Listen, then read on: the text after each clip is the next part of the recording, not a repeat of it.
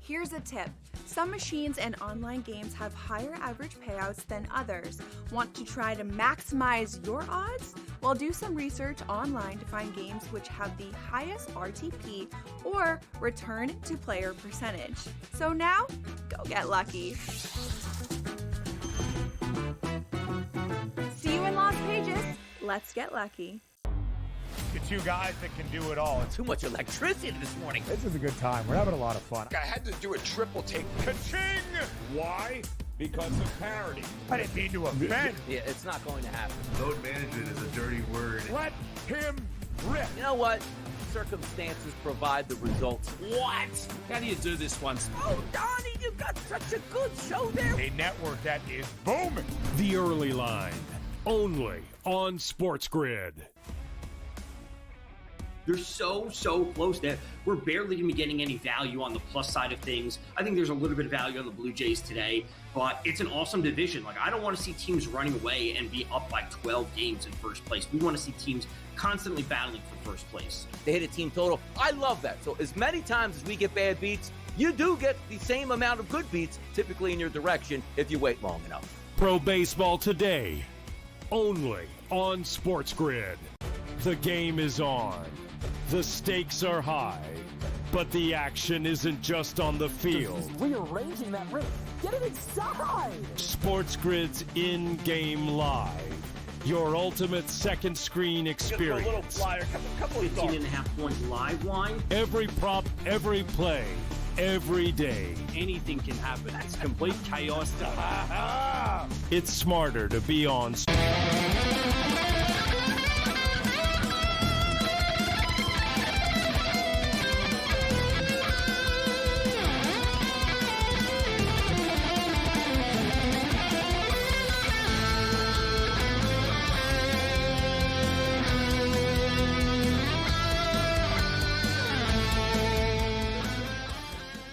Let's roll. This is SportsRage. I am Gabriel Morency. The Pittsburgh players, the hustlers, the people, the busters, but everybody else in between. The Monday Night Meltdown has begun.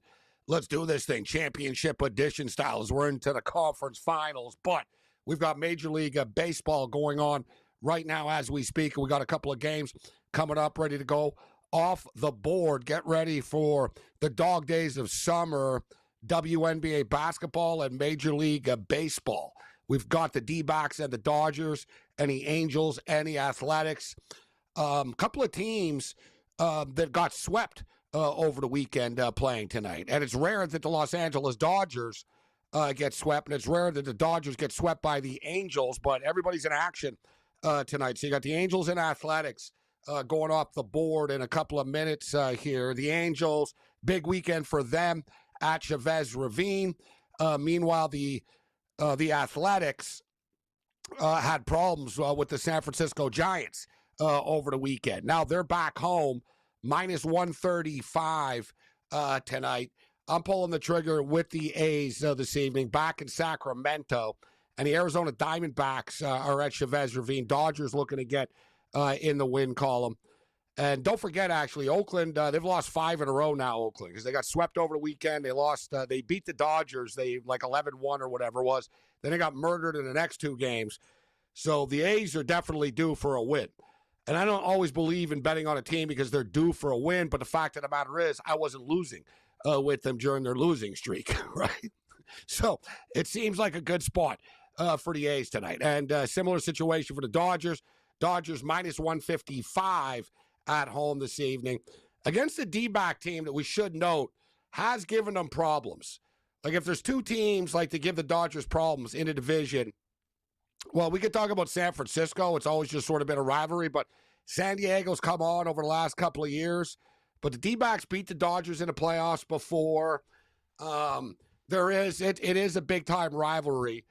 This time it's in Los Angeles. They played earlier, and it was in Arizona. So we're going with the home teams tonight. As far as the WNBA is concerned, 74-67 right now with about a minute and a half left.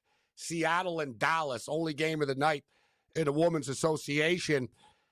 Frustrating game for those of us that bet the over 166 of this game. as they scored like 97 points. What was it? What was the score at the half? It was like 56-41 at the half. Like they literally scored 97 freaking points in the first half of this game. The total's 166. Hell, like the in-game numbers got into the 180s at one point in this basketball game. And in the second half, it just stopped. It's been torture watching them try to score. Seattle, Seattle has scored 20 points. Like, they get this. The Seattle Storm scored 25 points in the first quarter. They scored 31 points in the second quarter. They've scored 20 points in the second half. And they're still going to win the game. That's how bad Dallas have been. Dallas have scored 28 points in the second half. It's been brutal. What are you going to do? 48 points only scored in the second half, one brick after another. They're both getting open looks. Right on cue, there's another brick. It's brick central. And frustrating because I thought this was a win. I was like, yeah, we're going to win this one. This is a good bet over 166. It's 56-41 at the half. And it's going to fall short. And we can take note of this. It's like lesson learned. It's all you can do, especially early in the season with these teams. So Seattle didn't play well. They were favorites on the road against Phoenix in their first game. They lost. Now they're on the road tonight. Can't really say they played well. They're kind of bad. So, write it down. Take a mental note, so to speak. The Dallas Wings are freaking terrible, all right? Like, I'm watching this team play. They're bad. Paige Beckers, she's trying to fit in. It's her second game only and stuff. She's passing the ball too much. Like, she's open, and, like, she's their best player. Like, she's got 17 points on 13 shots. Like, if they want to have a chance to win, they should just go like Caitlin Clark. Like, just let Paige, shoot more. But I get it. Paige, she's coming in here. She doesn't want to take the team over after 2 games. But they're pretty bad. Like, they can't hit a shot, this team, Dallas.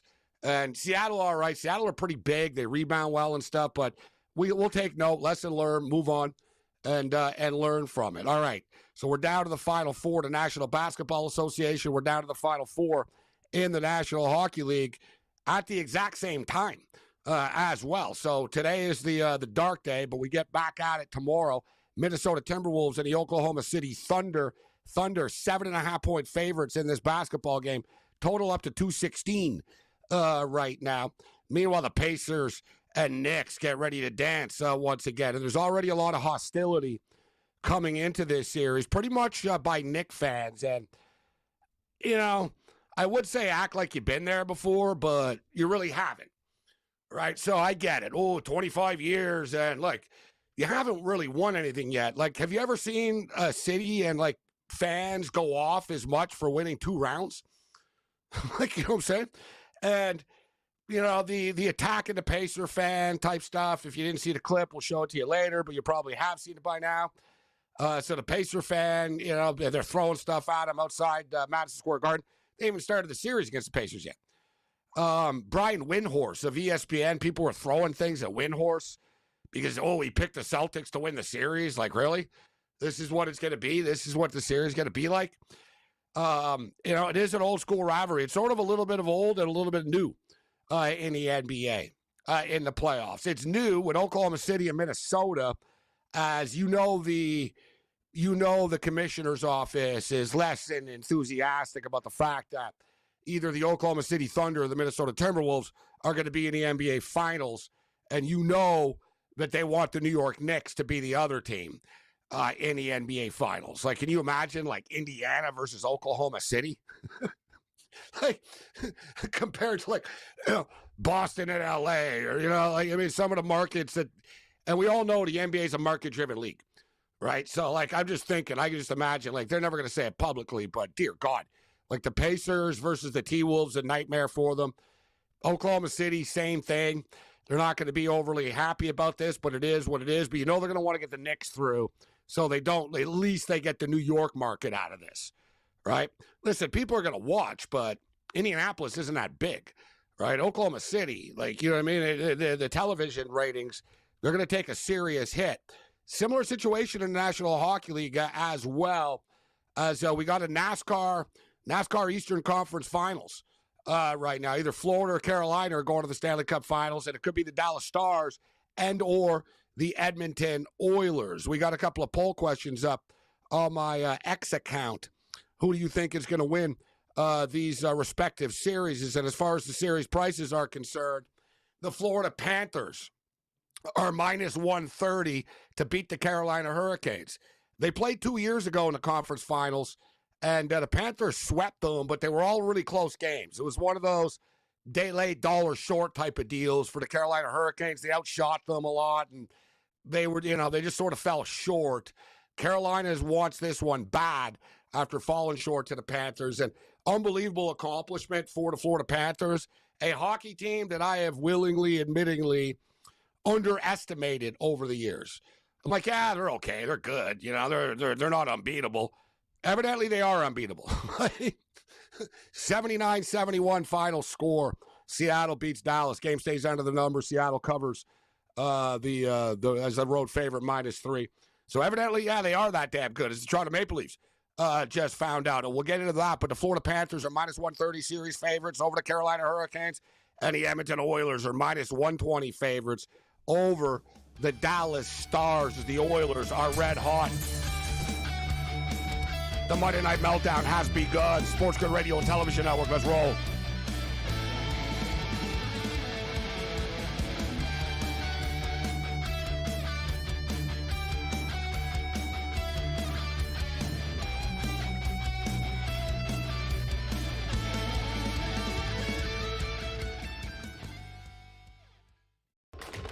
Enter into the magical world of McLuck.com, where even the smallest of spins can win real cash prizes.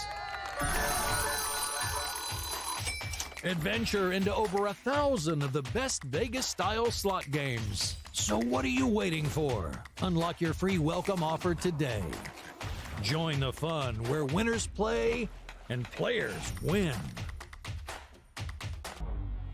Two guys that can do it all. Too much electricity this morning. This is a good time. We're having a lot of fun. I had to do a triple take. Ka-ching!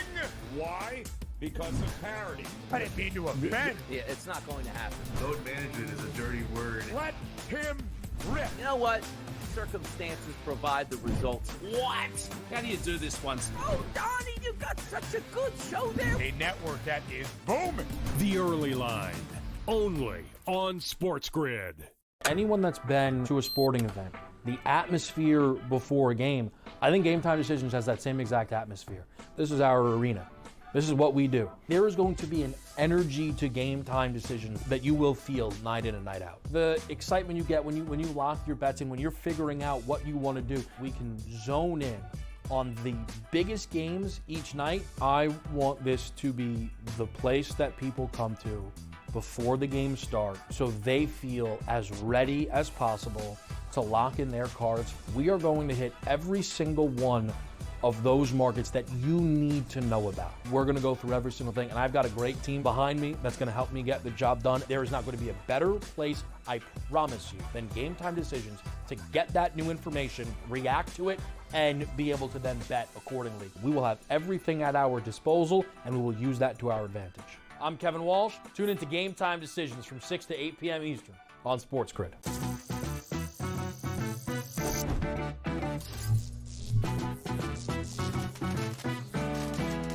Did you know sportsbooks tend to draw up tighter bet lines for events that get even more bettors, like championship games or major matchups? My tip? Try betting on less popular sports. You might have a better shot at beating those odds. Now, go get lucky. See you in Las Vegas. Let's get lucky.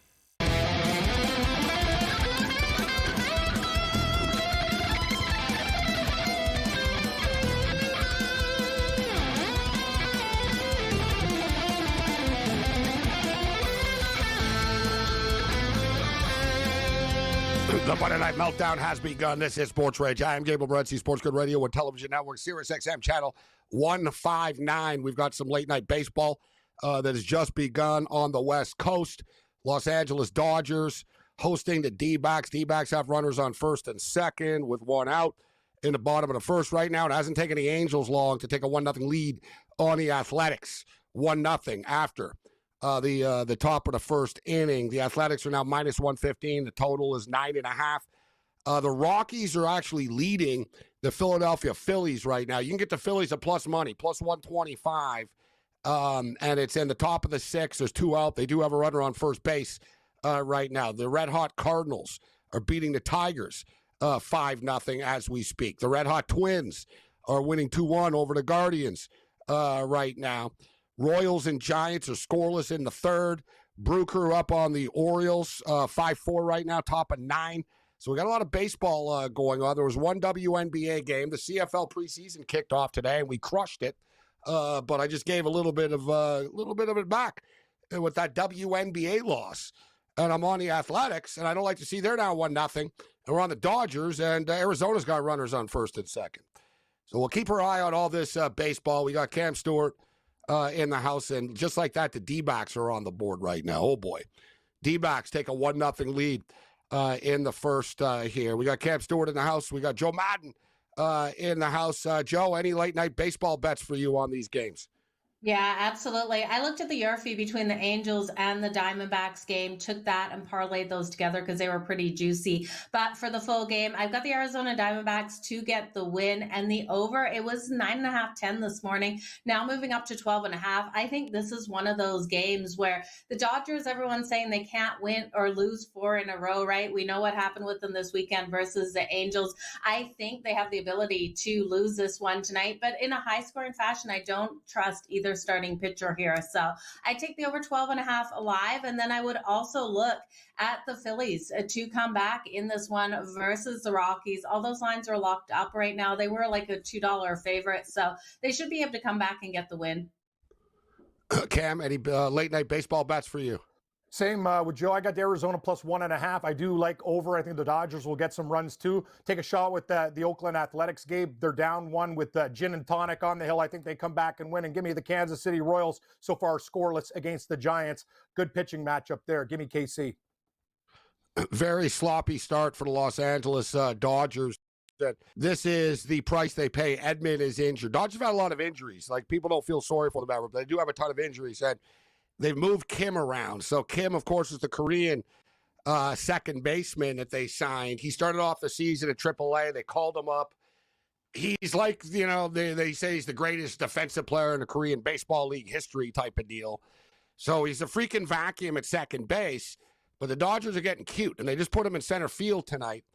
And he just whiffed on one. Like, he lost the ball. Like, it was just this casual, routine pop fly to center field. That's how they scored. It was just a pop fly to center field. He didn't see it. And Teoscar Hernandez came flying in from right field because he was like, this guy's not going to catch this. Like, he could tell. He came in, and they nearly collided. It was like one of those ugly plays. Like, not good. Not good. Not Major League Baseball good. I'll tell you that. So we'll see if they can get out of this. Now the D-backs got runners on second and third with 1 out. So sloppy start for the Dodgers tonight. It is true, Joe. People will bet on teams. I even said it. I said, look, the Dodgers, coming off the sweep against the Angels, and the Athletics have lost 5 in a row right now. Right? They got swept by the Giants, and they lost the last 2 to the Dodgers that they played. So you got a couple of cold teams here tonight, and they're both down early. The D-backs just got another run home, 2-0. Now there's 2 out, though. All right, so we'll keep everybody up to date with this baseball. We got early runs. Joe talked about the total, 12.5. Very high in this game right now, in game, but that's what it is. And now it's 2-0 for Arizona. Total 12.5. All right, so we'll get to the poll question and share some of the results that we've got for the Stanley Cup Conference Finals. But taking a look back last night, Cam, another disappointing Game 7 effort by the Toronto Maple Leafs, and getting blown out at home in Game 5 and in Game 7. Inexcusable, unacceptable, unexplainable, actually, too. You figure after the Game 5 that they would find the emotion in Game 7, but once again, they're flat at home.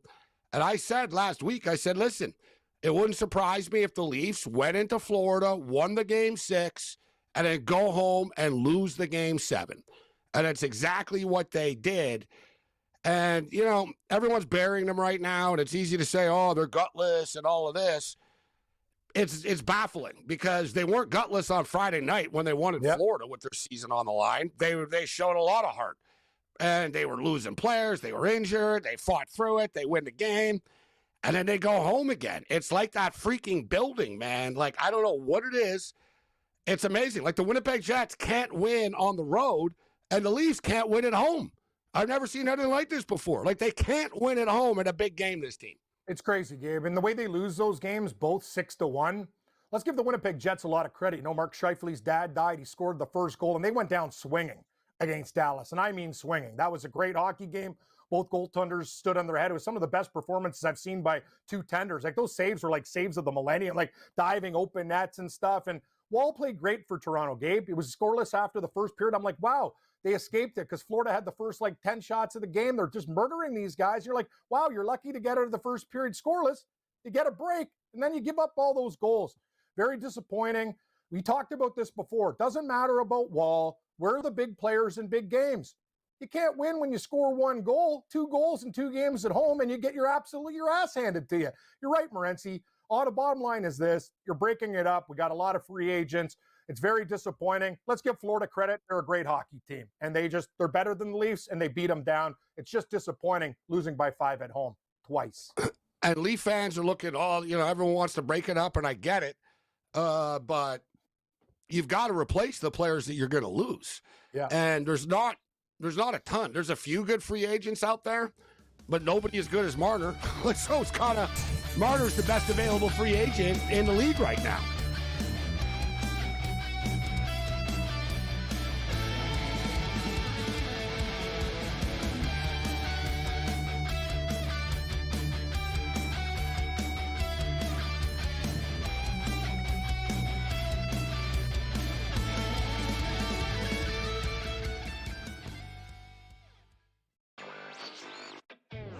Still underdogs at home, on the road, and all of these games. It's time for people to start understanding it's a legitimate team that has a chance not only to win the series against Cleveland, but also maybe even go all the way to the NBA Finals. I think a lot of the focus has been on why the Cavs have not played particularly well. A lot of that is due to injury, of course, but I think that's taking too much credit away from what the Pacers have done. Newswire. Only on SportsGrid. Malaysia Fawali, who you guys know I am a huge fan, has decided to switch allegiances and stay in league. And now she's going to go play for Kim Mulkey. Her, Flau'jae Johnson in the backcourt. It's going to be interesting to watch. You wonder sometimes with roster construction, maybe too much is not too good. Betting above the rim. Only on SportsGrid. Jason Tatum underwent surgery to repair a torn right Achilles tendon. That is obviously a season-ending injury, and that's long rehab. You're talking That's a year. That's a year. I don't wish that on anybody. I don't. I hate that Achilles, knees and ankles. I don't like talking about them. I've said it a million times. But screw the Celtics. Pharrell Coast to Coast. Only on SportsGrid. Two guys that can do it all. Too much electricity this morning. This is a good time. We're having a lot of fun. I had to do a triple take. Ka-ching! Why? Because of parity. I didn't mean to offend. Yeah, it's not going to happen. Load management is a dirty word. Let him rip. You know what? Circumstances provide the results. What? How do you do this one? Oh, Donnie, you got such a good show there. A network that is booming. The Early Line. Only on SportsGrid.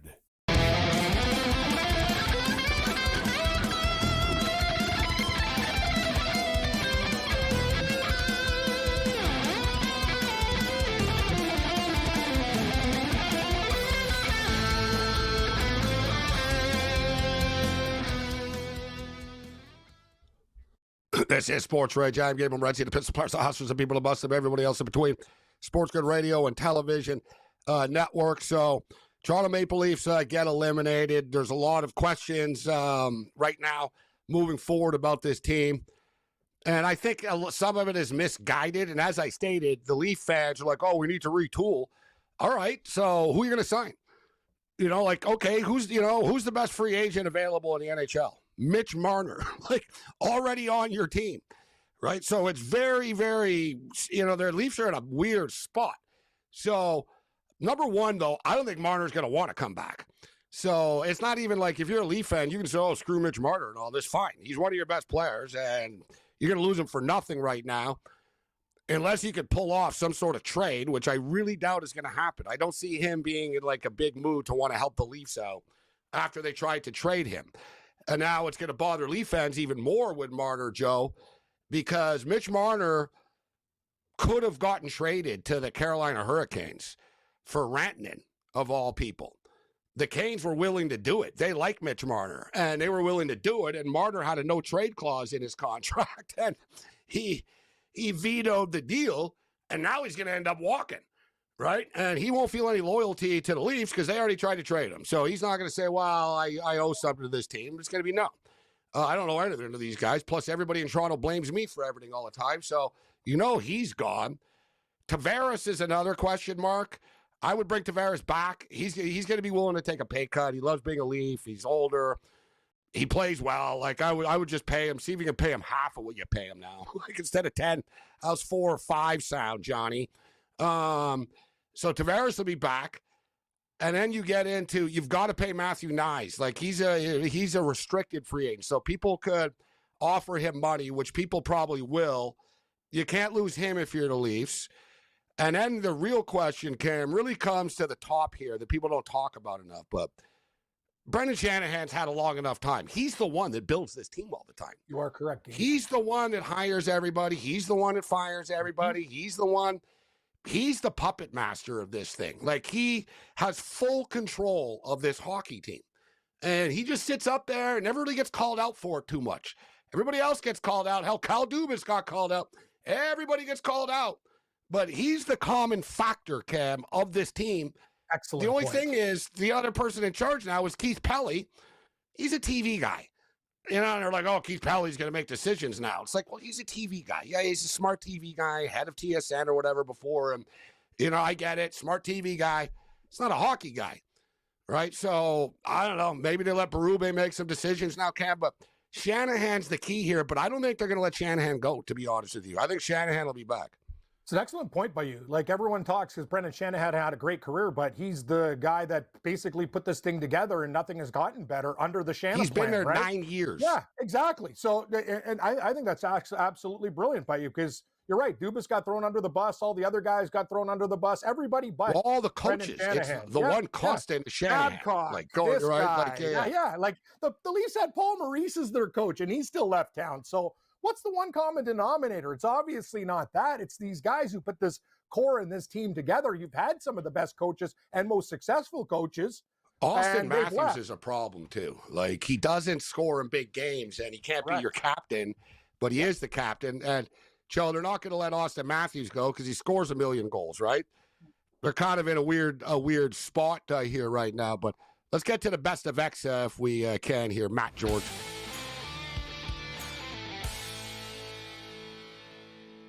Toronto Maple Leaf organization, founded in 1917. Home arena, Scotiabank Arena. They play in Toronto, Ontario, and they're owned by Brad Marchand. That's their owner. I can't even get that's true. What can you say? That's Maple Leaf Sports Entertainment sold the team. You believe, Joe, that Marchand is 5-0 in his career now against the Leafs in Game 7s? He has personally won 5 times against the Leafs in Game 7s, and he's a free agent, and he's exactly the type of guy the Leafs need. Like, if I'm the Leafs, I'd keep Mitch Marner. I know it sounds insane to bring him back, but and not him, but just the team. I would try to keep Mitch Marner, but I would try to get Marchand and or Sam Bennett, both who ironically are enough on the Florida Panthers. And I don't think the Panthers will be able to keep both of them. Right? They won't have enough money to keep both of them. So, and I get the feeling they don't want to let Bennett go. He's been there longer than Marchand. I think Marchand could just be sort of a rental here. If you can't beat him, Cam, sign him. Like, he's 5-0. He's the type of dirtball you need on the Toronto Maple Leafs. Not enough dirtball. No, it's true. Like, they don't have that. They don't have any character. You're right. Too much skill. They're soft.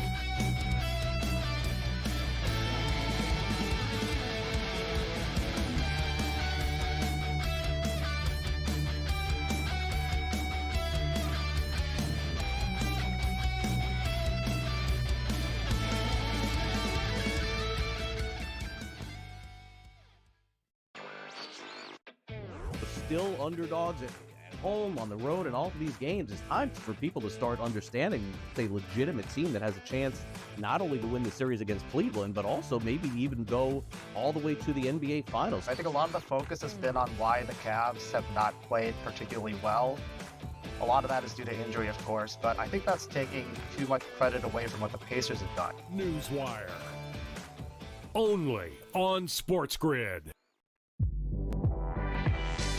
Malaysia Fawali, who you guys know I am a huge fan, has decided to switch allegiances and stay in league. And now she's going to go play for Kim Mulkey. Her, Flau'jae Johnson in the backcourt. It's going to be interesting to watch. You wonder sometimes with roster construction, maybe too much is not too good. Betting above the rim. Only on SportsGrid. Jason Tatum underwent surgery to repair a torn right Achilles tendon. That is obviously a season-ending injury, and you know that's long rehab. You're talking That's a year. That's a year. I don't wish that on anybody. I don't. I hate that Achilles, knees and ankles. I don't like talking about them. I've said it a million times. But screw the Celtics.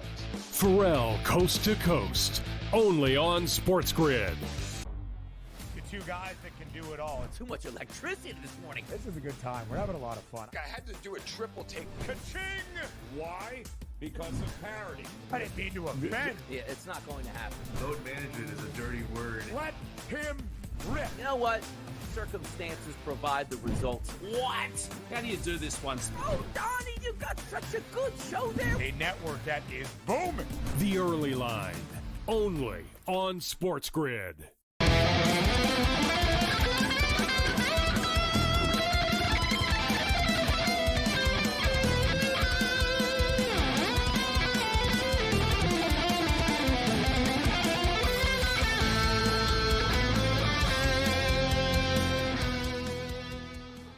This is SportsRage. I'm Gabriel Morency. All right, we'll move on. We'll get into the Leafs a little bit. We'll get into the free agents, but our boy Gino, I see. What up, Gino? Says, I know people are going to say I'm crazy, but I would trade Austin Matthews if I was the Leafs, he says. And it's sort of like, I don't know, it's not quite Luka Doncic-like, but the Leafs, I don't think they'll want to do it, right? They won't. He sells a lot of jerseys, the face of the franchise. He is a nice kid, but maybe that's the problem. He's a little bit too nice. So I don't think, like, that's my whole thing with the Leafs. I don't think, like, you need to blow it up. I don't think you need to add to it. And you need to add the right pieces to it. But you can't pay all the, the so-called core four, right? So Nylander's good. Nylander usually shows up in big games, but then other times you don't notice him, and he's not there, right? And so I think they need a couple of more leadership type of guys on the team. So my guess is, though, like I said, that Mitch Marner's going to want to leave anyways. He gets blamed for everything all the time.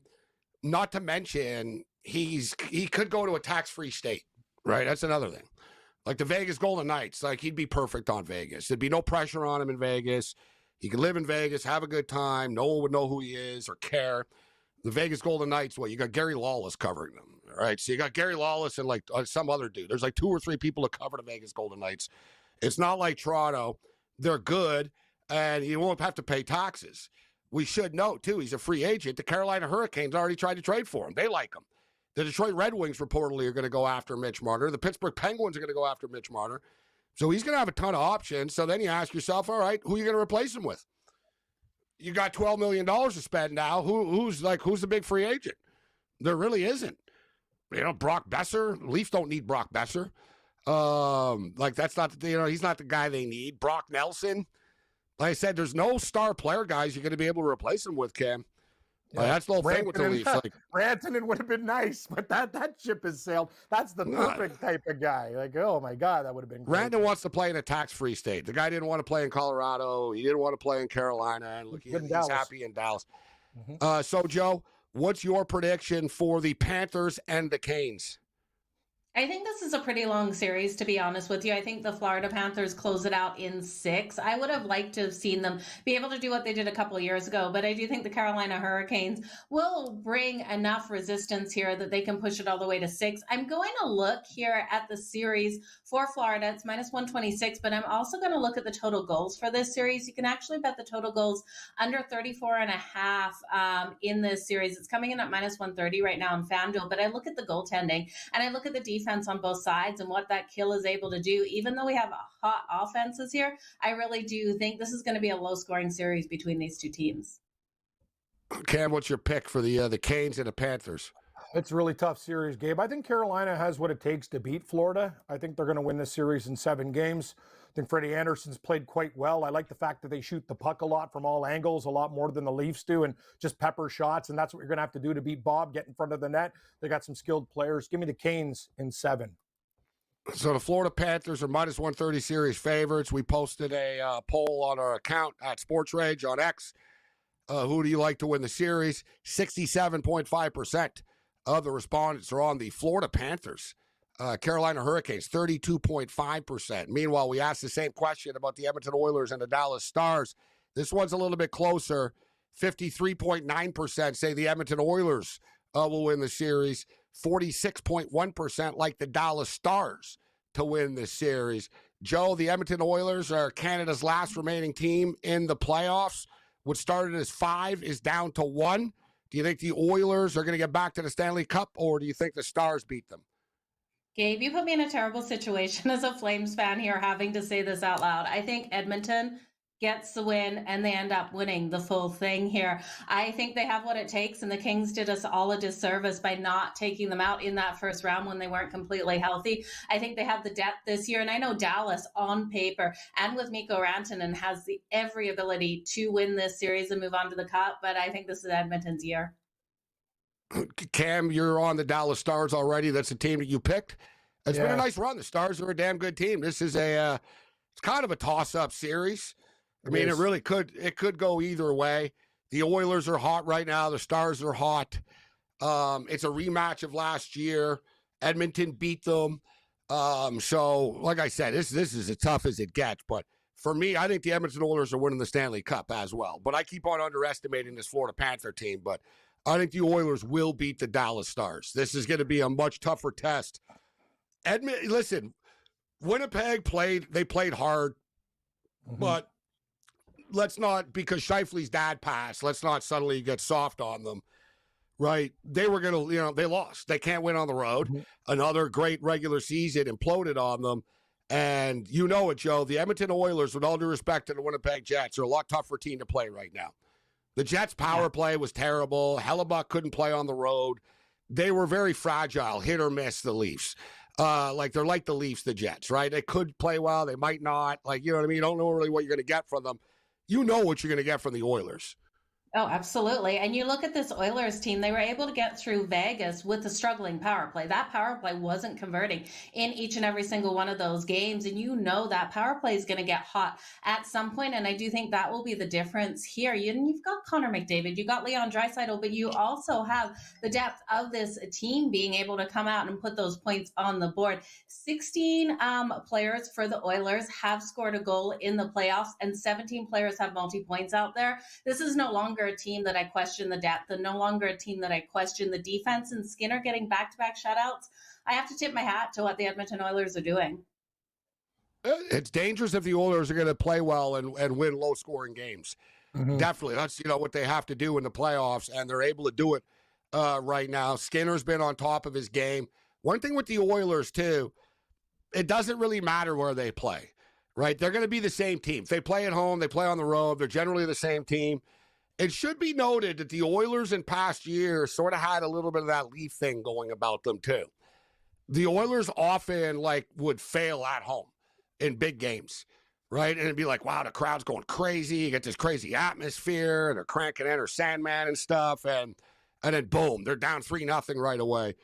They've changed that. They're better at home right now in these big spots, but I don't think it bothers the Oilers opening up the series on the road. So you're saying the Oilers, Joe, in how many games?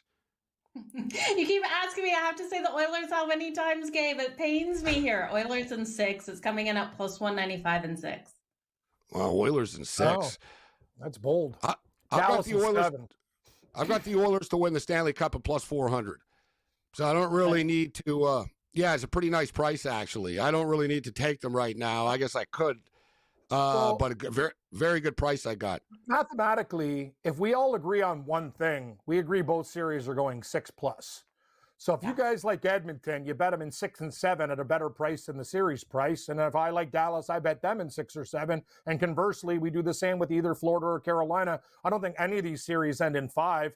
Hell, I think both could go 7. One's going to go 6 for sure, and the other one I think is going to go 7. But if the series goes 5, I would be shocked. I think both of these are deep.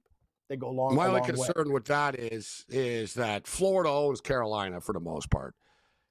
They got swept by them in the playoffs 2 years ago in the conference finals in 2023. I remember that series too. And Brendan Moore said today, he goes, look it up. We were in every game. We had bad luck and this and that. And he said, we actually played well in that series. All right, but, you lost 2 of the 3 games this year to them as well. That's the one, Cam, that, it's possible that the Panthers win in 5 or something. The Panthers are super hot. It's possible. The Canes need to win, Joe, both games at home. Point blank. They need to win their home games. Otherwise, these guys are screwed. The Panthers just get better as these series go on, Joe. If Carolina's not up 2-0, they're probably not going to win the series. Oh, absolutely. Because Florida wears out these teams. You saw Matthew Tkachuk saying that. That's their whole game plan out there as well. Great addition was Seth Jones as well. Like I said, the Panthers have been to the cup a couple of times, so you figure, all right, they're going to get worn out and stuff, but they added hungry players along the way, too. Great job. Thank you, Joe.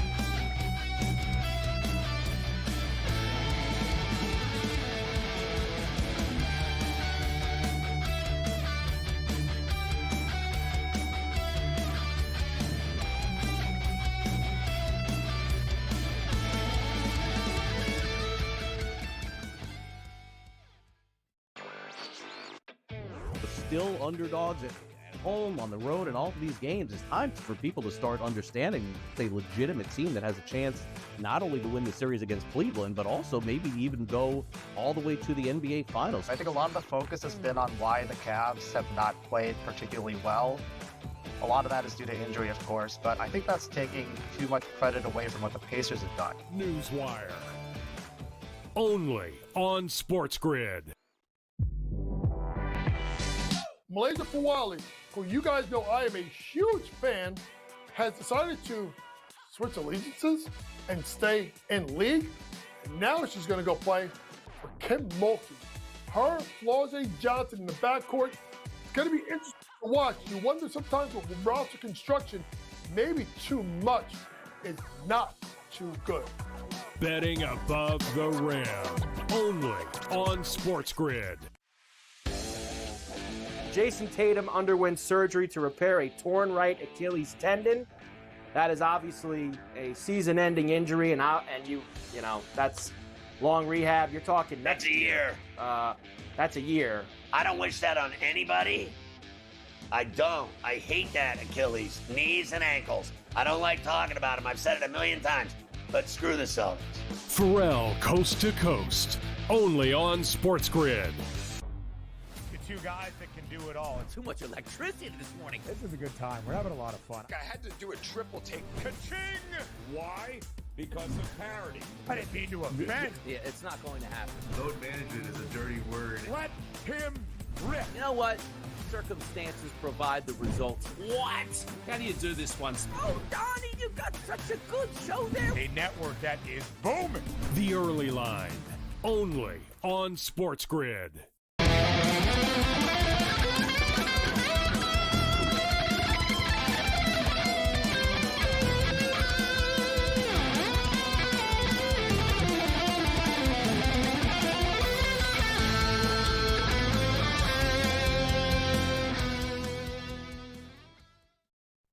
This is SportsRage. I am Morency, the Monday Night Meltdown.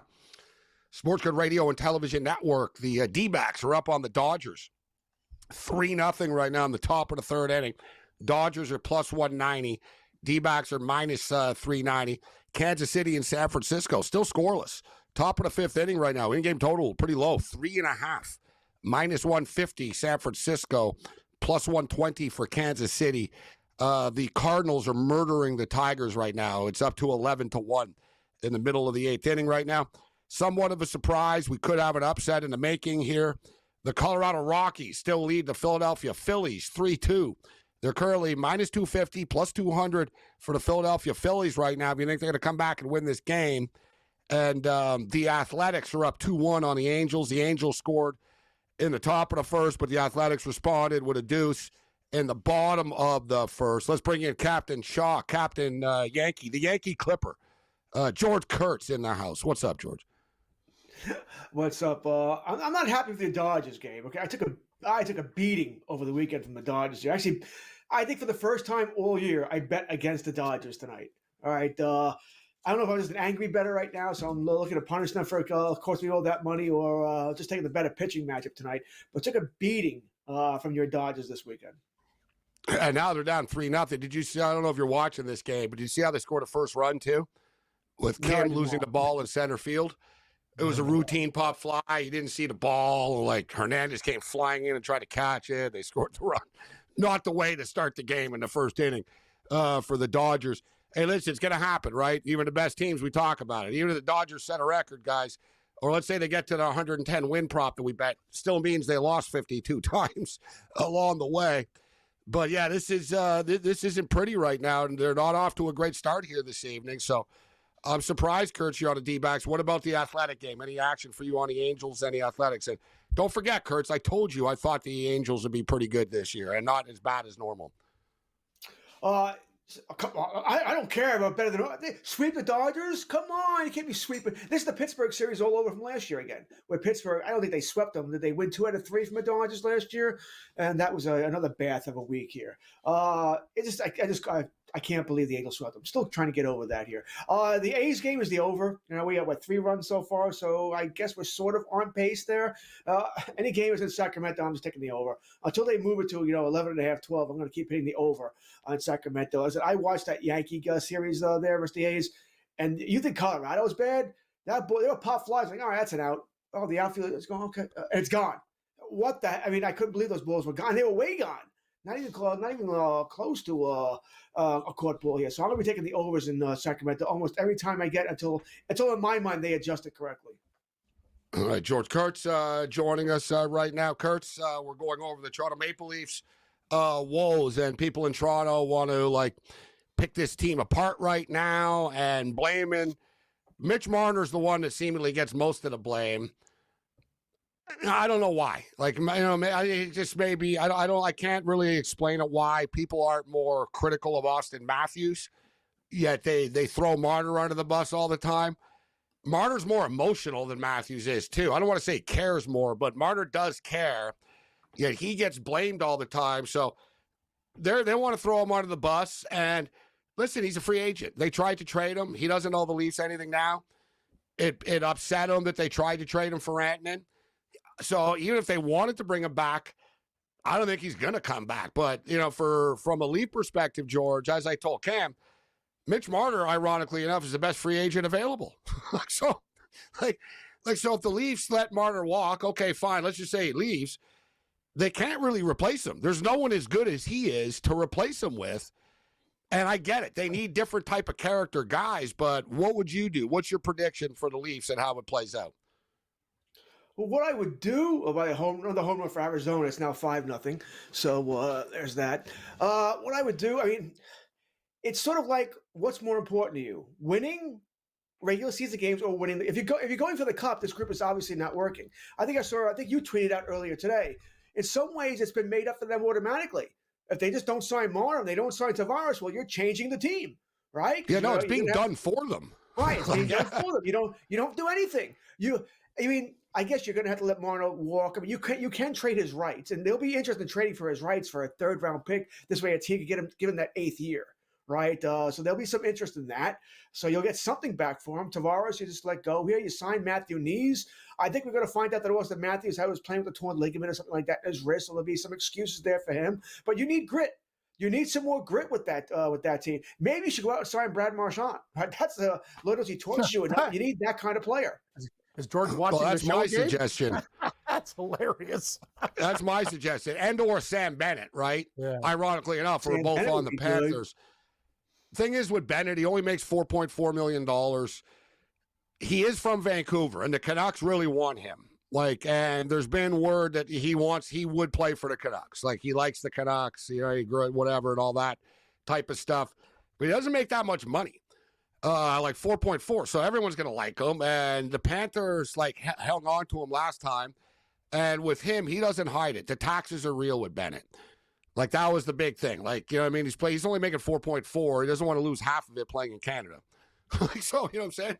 So he's going to get a little bit of a raise. But, guys, this tax-free stuff is real, man. I mean, 4 of the last 5 Stanley Cup winners, George, have been tax-free states. Now, once again, you got the Florida Panthers, the Dallas Stars both in the mix. Wouldn't be surprising if they play. It's a serious problem. Look at Rantanen. You know, Colorado. Now, listen, he didn't ask out of Colorado really, but he wanted to be paid a ton of money. And so it didn't work out there. He didn't stay in Carolina. And ironically enough, you think it's a coincidence the one place he didn't mind was a tax-free place? I think it helps. I think it helps. There's a lot of Finnish players there as well. Also a good team. Listen, this has been going on forever, though. We all know those states have an advantage. So I think it's been it hasn't been publicized a lot, or maybe players haven't taken advantage of it enough, and now they are taking advantage of it more because it's getting paid more in those states, a lot more than it was than in other states with the tax brackets out of whack. Well, the thing is, NHL players they make money by normal people's standards, but from sports standards, they don't really make that much money, right? Like Mitch Marner's the number 1 free agent, and what's he going to get? 12, 13 type thing, right? In that range. So I understand you don't want to lose it.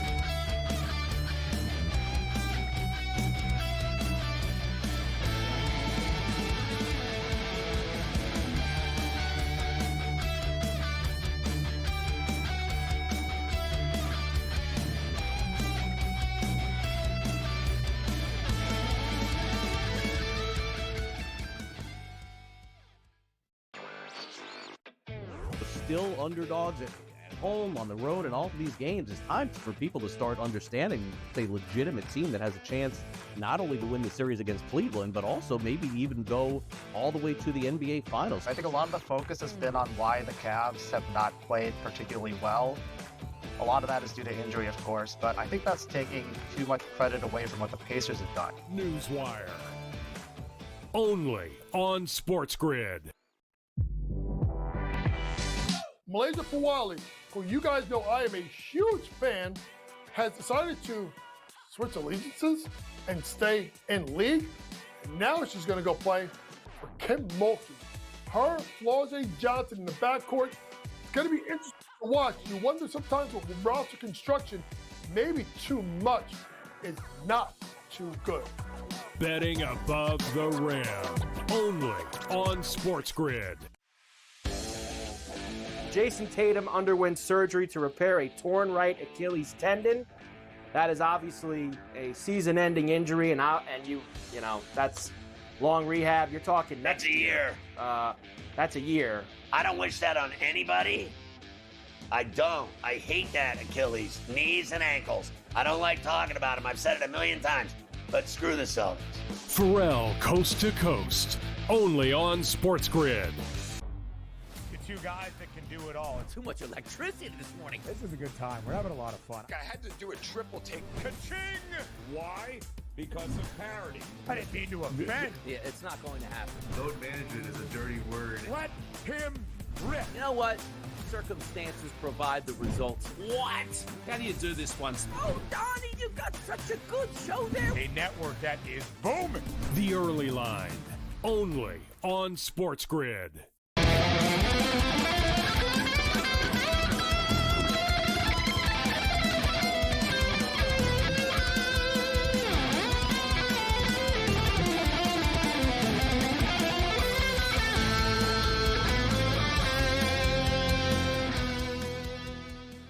This is SportsRage. I'm Morency, the Pistol Players, the Hustlers, the people, the bust up, everybody else in between. So, talking about the free agent list out there, just for the record, Mitch Marner is the number 1 free agent available. He makes $11 million now, $10.9 million this year, but he wants like 14. He wants the max, right? So like that, that's what he's sort of looking for in that ballpark type of deal. And listen, from a Leaf perspective, they could do this. Like it's pretty simple. Whatever, dude. He's already making 10.9. He only wants a little bit more money. And Tavares will definitely take a pay cut to stay. So, you could keep Tavares and Marner. And then, you got to figure out, to me, the Leafs need like a couple of bruising defensemen. Like they need their defensemen. There were just way too many turnovers, not physical enough in the corners for me. People are going to call out the forwards all the time, but it was a collective effort. A lot of mistakes that the defensemen made. And it's like little simple things. Little simple things, guys, that people don't talk about. I saw Mark Giordano talking about. He's doing the World Championship coverage, and he pointed out a goal that France gave up, and he basically said, like, if you're a defenseman playing a good team, and they just hit another home run, so it's 6-0 now, or is it 7? Is that a 2-run shot? Yeah, 2-run shot. It's hard to keep up. 7-0. Gabriel Marino with a 2-run home run for the D-backs. A bomb. But he just sort of brought up, if you're a defenseman playing a good team, don't pass it backwards in your own zone. Like, you know what I mean? So basically, the French defenseman was around the face-off circle, and he did like this behind-the-back pass back to his defenseman in the corner who got lit the F up, and the puck ended up in front of the net, and they got scored on. And he goes, this never would have happened. He goes, all you had to do was bang it off the boards forward, not backwards. And I swear to God, like an hour later, I'm watching a Leafs play, and the Leaf defensemen are like constantly passing the puck back into the zone. And it's like, guys, and you're constantly losing the one-on-one battles. That was another thing, too. Tactically, the Leafs were in trouble in the sense that they kept dumping the puck, and they couldn't get the puck back. So it was like pointless to dump it. And I said this before the series, and I told everybody, this is the Leafs' problem all the time. They try to change who they are when they get to the playoffs. Well, now we're going to play playoff hockey. We got to dump and chase it. You're not good at it. You don't have the bodies for it. Like, who's going to go get the corner, the puck? Mitch Marner? He ain't going to get the puck in the corner. Austin freaking Matthews ain't winning a one-on-one battle in the corner. Like, he might once in a while, but he ain't beating Sam Bennett in the corner or Kachuk in the corner. Like, it was just constant where the Leafs would give up possession of the puck and not get it back. And it was like, guys, you got to try to skate it in because it's not working, right? Like, stick to who you are instead of, like, trying to become something you're not suddenly overnight. But, to me, that was a thing with the Leafs. Ehlers is a free agent on the Jets. He's a good, effective sort of role player, but he's not, Tavares is a free agent. Sam Bennett's a free agent on Florida, but they don't like to lose him. They always just sort of re-up with him every time he's up. Brock Besser's a free agent. I think Besser's going to end up on Minnesota, guys. He's from He's from Minnesota. His father died. He can go be with his family and his mother and stuff. Not a lot of people are lining up to sign with the Minnesota Wild, but I think if the Wild offer him the contract, he would go there. Another thing that people are mentioning, great point, like they're not a dump and chase team. They're not tough enough. But the one guy that gets a free skate a lot of the time is Morgan Riley. And Morgan Riley, once in a while, gives the offense, but defensively, he was a train wreck in a lot of those games against Florida. Benoit's doing his thing. Tanev's an absolute animal. And the other guys, they're fine. Ekman Larsson's a veteran defenseman. It's Morgan Riley. This guy's on the guy, he's supposed to be an offensive guy. Defensively, he's horrible. And he doesn't help anybody out a lot of the time. He was a big reason the Leafs got pummeled in some of those games. He'll get you some points, Gabe, but you know as well as me, this guy defensively gets murdered by other teams' offense, and Florida brings a lot of tough guys to the table. So he's another guy that, we talk about Marner and we talk about Matthews. Morgan Riley is a big, big issue, and this has been going on for years too. He's not tough. He makes a lot of money. There's no dispute about that. He does make a lot of money, and he does disappear as well with this team. Brock Nelson's a free agent. Kurtz, what do you think? Is Brock Nelson going to re-sign with the Islanders? I don't think so, because I think he's going to be out of their price range. And I don't know who the new GM is going to be, so that's going to be a question for him. But Nelson's not the guy that they need. They need a superstar. I mean, Nelson, okay, he gives you to, maybe you're a bubble team again. Nothing changes. You need a superstar on the island. So, unless I know Bo Hovart's had a great, great tournament here, but he's not that guy either. They need a star. One thing with Brock Nelson, ironically enough, where he's from Minnesota too. Minnesota Wild. they could have an opportunity to go for a little crack here. Bring in some hometown guys, but I don't think they can afford Brock Besser and Brock Nelson, though. Brock and Brock.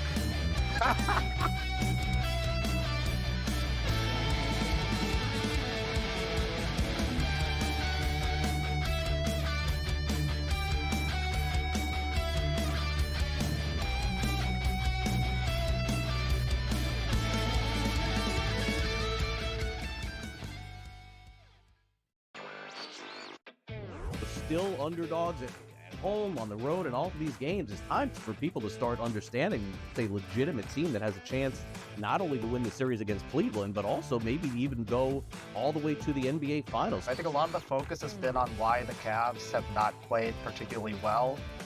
A lot of that is due to injury, of course, but I think that's taking too much credit away from what the Pacers have done. Newswire. Only on SportsGrid. Malaysia Fawali, who you guys know I am a huge fan, has decided to switch allegiances and stay in league. And now she's going to go play for Kim Mulkey. Her, Flau'jae Johnson in the backcourt. It's going to be interesting to watch. You wonder sometimes with roster construction, maybe too much is not too good. Betting above the rim. Only on SportsGrid.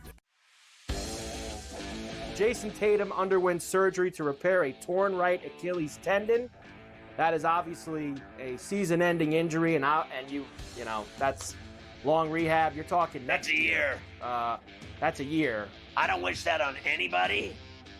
I don't. I hate that Achilles, knees and ankles. I don't like talking about them. I've said it a million times. But screw the Celtics. Pharrell Coast to Coast. Only on SportsGrid. The two guys that can do it all. Too much electricity this morning. This is a good time. We're having a lot of fun. I had to do a triple take. Ka-ching! Why? Because of parity. I didn't mean to offend. Yeah, it's not going to happen. Load management is a dirty word. Let him rip. You know what? Circumstances provide the results. What? How do you do this one? Oh, Donnie, you got such a good show there. A network that is booming. The Early Line. Only on SportsGrid.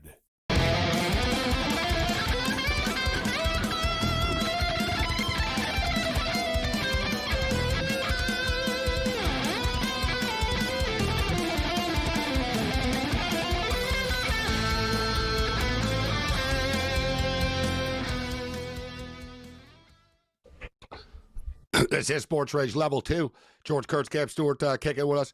I will say, too, the Detroit Red Wings are another one linked with Mitch Marner, that they're going to be aggressive.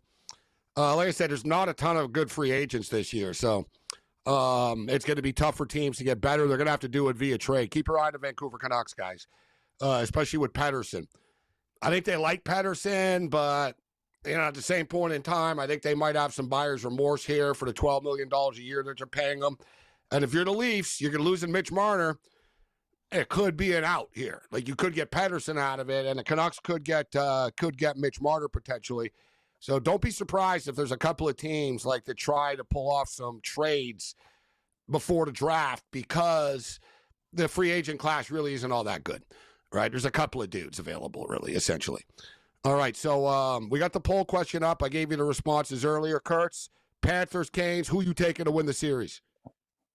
Listen, I have Florida going to the Cup, right? So I'm not going to change now. I'm going to take Florida. I think it's going to be a low-scoring series and kind of boring in a lot of ways here, as far as not a lot of goals coming in. I'm going to take the Panthers in 6. Panthers in 6, says Kurtz. And Cam, you said what? Canes in 6? Canes in 7. Canes in 7. Canes in 7. And Kurtz, the Edmonton Oilers and the Dallas Stars. The battle of oil country here. Right, you got the Edmonton Oilers and Texan. It's all oil money here, this stuff. Edmonton versus Dallas. I had to think about that for a second. Well, yeah, that is oil country, both sides. Yeah. I think it's the fun series, by the way. This is the one where I'll be more prop heavy in this series here. Once again, I picked Dallas to go all the way. Not going to change now. I think Dallas is just their depth. I think will overwhelm Edmonton. McDavid and Draisaitl are going to have to play great in this series. Skinner's going to have to keep playing as well as he's playing. I'm also going Dallas in 6 here. I think it's going to be Dallas, Florida. That's what I predicted before, so I'm going to keep it going here. Although Edmonton does somewhat scare me because I'm sort of winning it there, the team of destiny. Because it's the same. It's last year all over again with them. Right? They keep switching goaltenders. They keep beating teams, but still, I'm going with the Dallas Stars. That's going to be a hell of a series. High-level hockey will be played between the Edmonton Oilers and the Dallas Stars. Listen, so high level, obviously, with Florida and Carolina. But Edmonton and Dallas will be like next level fast, helter-skelter, up and down the ice. Dallas don't mind playing fast. Edmonton obviously love playing fast. To me, the big difference for the Edmonton Oilers, it really is amazing how well Corey Perry still plays for the age that he's at. Like, I remember, he was on the Montreal Canadiens when they went to the finals, and he played really well. And it was like, wow, this guy, really, is on his last legs, but he's playing amazing. And here we are 4 years later, and he's still playing amazing. And, he's just built for the playoffs, this guy. But Evander Kane has been a wrecking ball. Evander Kane was a wrecking ball in that last series against Vegas. And the Edmonton Oilers guys are 14-2 when Evander Kane scores a goal in the playoffs for them. And they're 8-0 if he scores a goal at home. And the thing is, Evander Kane didn't really play all year. So he's fresh. You can see, he's got fresh legs. He's flying around, hitting people, causing havoc in front of the net. To me, he's a big difference maker. Because truth be told, Connor McDavid really didn't do that much, right? Their power play struggled. McDavid, Draisaitl was good, but McDavid really didn't do much offensively for them, and they still rolled Vegas anyways. They're just a deep team right now, like Edmonton. The other guy is Brown. No one ever talks about him. Yeah. Was it Connor Brown? Brown's great. A kid from Toronto or Etobicoke, whatever. He's another one too. He doesn't get talked about, but he's playing plays good playoff hockey. He's in the right place at the right time. He's crashing and banging in the corners. The Oilers defenseman, Darnell Nurse, gets criticized a lot, but he's also a very explosive player, and he's massively big. They're just an all-around. This is a hell of a series.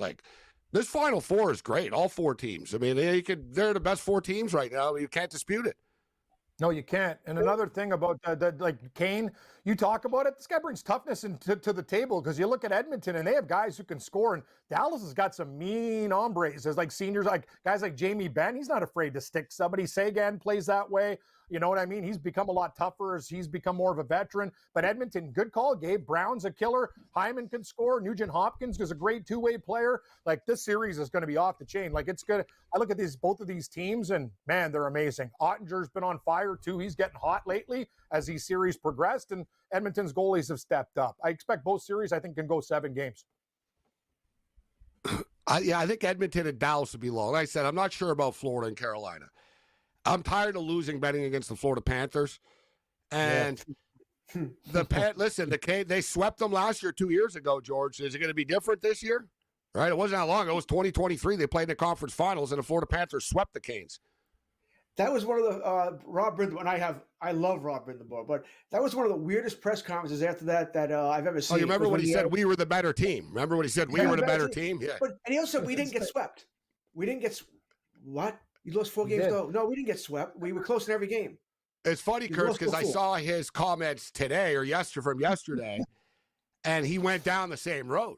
They said, what's going to be different in 2023? And he goes, I don't know if you guys remember 2023, but he goes, we were in every game, and quite frankly, I thought we were the better team. He dropped that again today, which I don't think he should do. That's the definition of bulletin board material. That's the type of stuff that they're going to put on the wall in Florida. And they go, listen, this guy's still talking that they're the better team after we swept them 2 years later. You lose in 7 games. Okay, you lose in 4 games. You weren't the better team. You didn't don't say anything to Florida. Right, Florida's to get that cat. Just leave them be until the teeth come out. Right. Don't give these guys. I'm not doing what Paul Maurice did either, when he's throwing all the flowers at the Toronto Maple Leafs. That was actually nauseating. It's right. That was. He's right. That was you were pandering to the fan base. It's dude, you beat them. I get it. Thanks. You know what I mean? That was actually. Thank you, George, for saying that. I appreciate that. I don't want to hear that. He said that.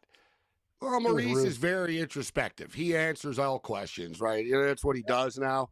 But, like you said, Maurice, I saw a thing about it, and he was talking about when he was earlier in his career, he used to think about what he was going to say in press conferences and stuff, and he said he always contradicted himself. And he goes, because I was saying I wasn't speaking the truth. He goes, I used to just sort of try to play it to the media, and he goes, I made it was funny. He goes, I heard myself on the radio once, and he goes, a talk show in Toronto was criticizing him or something.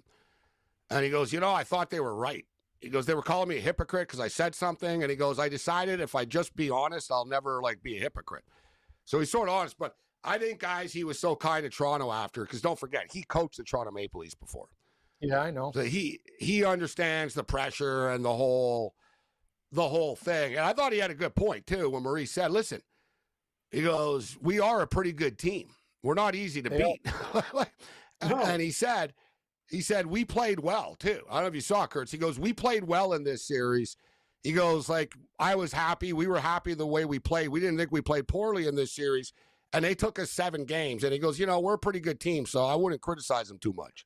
He just, to Kurtz's point, Gabe, he just laid it on thick. It didn't stop. I get it, but Florida's a damn good team. Well, there were 2 6-1 losses here. All right, let's not, if the Leafs would have showed up in Game 7, it would have been a 2-1 loss. Okay, hey, it happens. You can't beat Florida. Really good team. You looked at 2 of the last 3 games. You scored 4 goals in the last 3 games. Listen, come on, man. It just looks bad. It looks bad. Next time the Leafs go to Game 7, they've got to, set a fire to their arena or something and say, we got to play on the road. We can't play at home. Our arena's unavailable. Not you willingly play on the road. You say, listen, we've got locusts loose in our arena. It's not sanitary. We need to play on the road.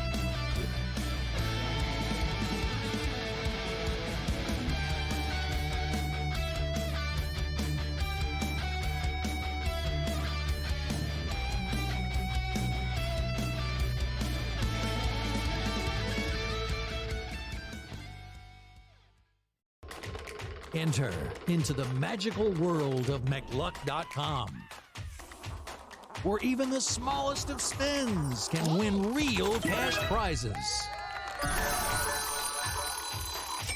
Adventure into over 1,000 of the best Vegas-style slot games. So what are you waiting for? Unlock your free welcome offer today. Join the fun where winners play and players win. 2 guys that can do it all. Too much electricity this morning. This is a good time. We're having a lot of fun. I had to do a triple take. Ka-ching! Why? Because of parity. I didn't mean to offend. Yeah, it's not going to happen. Load management is a dirty word. Let him rip. You know what? Circumstances provide the results. What? How do you do this one? Oh, Donnie, you got such a good show there. A network that is booming. The Early Line, only on SportsGrid. Anyone that's been to a sporting event, the atmosphere before a game, I think Game Time Decisions has that same exact atmosphere. This is our arena. This is what we do. There is going to be an energy to Game Time Decisions that you will feel night in and night out. The excitement you get when you lock your bets in, when you're figuring out what you want to do, we can zone in on the biggest games each night. I want this to be the place that people come to before the games start so they feel as ready as possible to lock in their cards. We are going to hit every single one of those markets that you need to know about. We're going to go through every single thing, and I've got a great team behind me that's going to help me get the job done. There is not going to be a better place, I promise you, than Game Time Decisions to get that new information, react to it, and be able to then bet accordingly. We will have everything at our disposal, and we will use that to our advantage. I'm Kevin Walsh. Tune into Game Time Decisions from 6 to 8 p.m. Eastern on SportsGrid.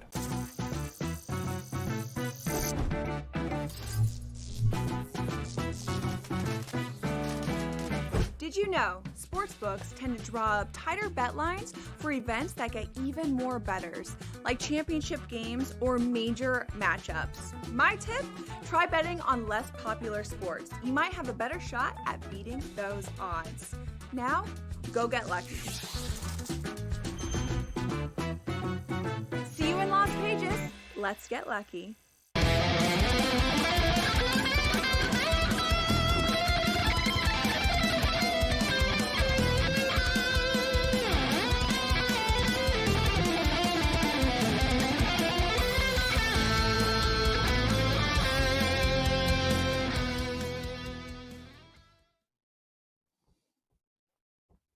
This is SportsRage. I'm Gabriel Morency. Let's roll. Monday Night Meltdown. I'm in shock here. 7-0 for the Arizona Diamondbacks. And they're looking for more. It's just whatever, dude. Every time I look up here, the D-backs have runners on. I think, is this going to be, is this Corbin Carroll going gutting for a triple? And he's super safe, not even close to being out. So 7-0. They've got a runner on third. There's nobody out. It's a rout. Dodgers on the verge of losing their fourth straight game after getting swept by the Angels. And the Angels are actually winning 4-2 right now in Sacramento over the Athletics. That game should be high scoring and sort of going back and forth. We'll get to the other best of X in a second. We'll bring Mo Khan in a second. Right now, there's a big Twitter beef going on. Listen, there's always some sort of Twitter beef with somebody out there. But I didn't see this one coming between RG3, Robert Griffin III, and Ryan Clark. Now, RG3 tries to be provocative, right? And then let's be real. I like RG3, but he's provocative online, and then he always says, this is a safe space. You can say what you want. So he likes to stir the pot and try to get hits, and for his podcast and stuff. Like, he doesn't stick to, breaking down quarterback tape. You know what I'm saying? He's always talking about the controversial subjects. So over the weekend, and I got to tell you, I'm so sick of Caitlin Clark and Angel Reese. Seriously. Whatever. I'm just tired of hearing about both of them all the time, and they play, and they don't like each other, and blah, blah, blah, blah. And it's whatever, dude. It's the same stuff. It's been going on for years, all the time. And here we go again. So first game of the year, they play on Saturday. Caitlin Clark kind of hit Angel Reese kind of hard. Whatever. It was a basketball play. It wasn't like a cheap shot. She slapped at her arm pretty hard. Thing is, Caitlin Clark looks like the Incredible Hulk right now. She got pushed around last year as a rookie. She ain't going to get pushed around. She's freaking ripped right now. She really hit the weight room, and she's big. And Angel Reese went flying and got up, got in her face, and all that. And RG3 said that Angel Reese hates Caitlin Clark. And it basically is always complaining and hates Caitlin Clark. And then Ryan Clark came in basically from the top rope and said that you don't really have the right to talk about this because you're married to a white woman. Which, that goes from 0 to 60 pretty quickly. You know what I'm saying? He basically said, of course you take Caitlin Clark's side because you're not having a conversation about how what African women go through in this world because you've been married not to one but two white women. And it's whoa. So RG3 is not too happy that the wife was brought into this and all that. And I actually like Ryan Clark, but I'll say this, basically, he's got to back off, a bit. I agree with you. And, number one, you shouldn't have brought up the guy's wife. The guy's just talking about the WNBA. That's what RG3 said. He goes, I wasn't talking about race. I'm talking about a WNBA game, and now you bring my wife up.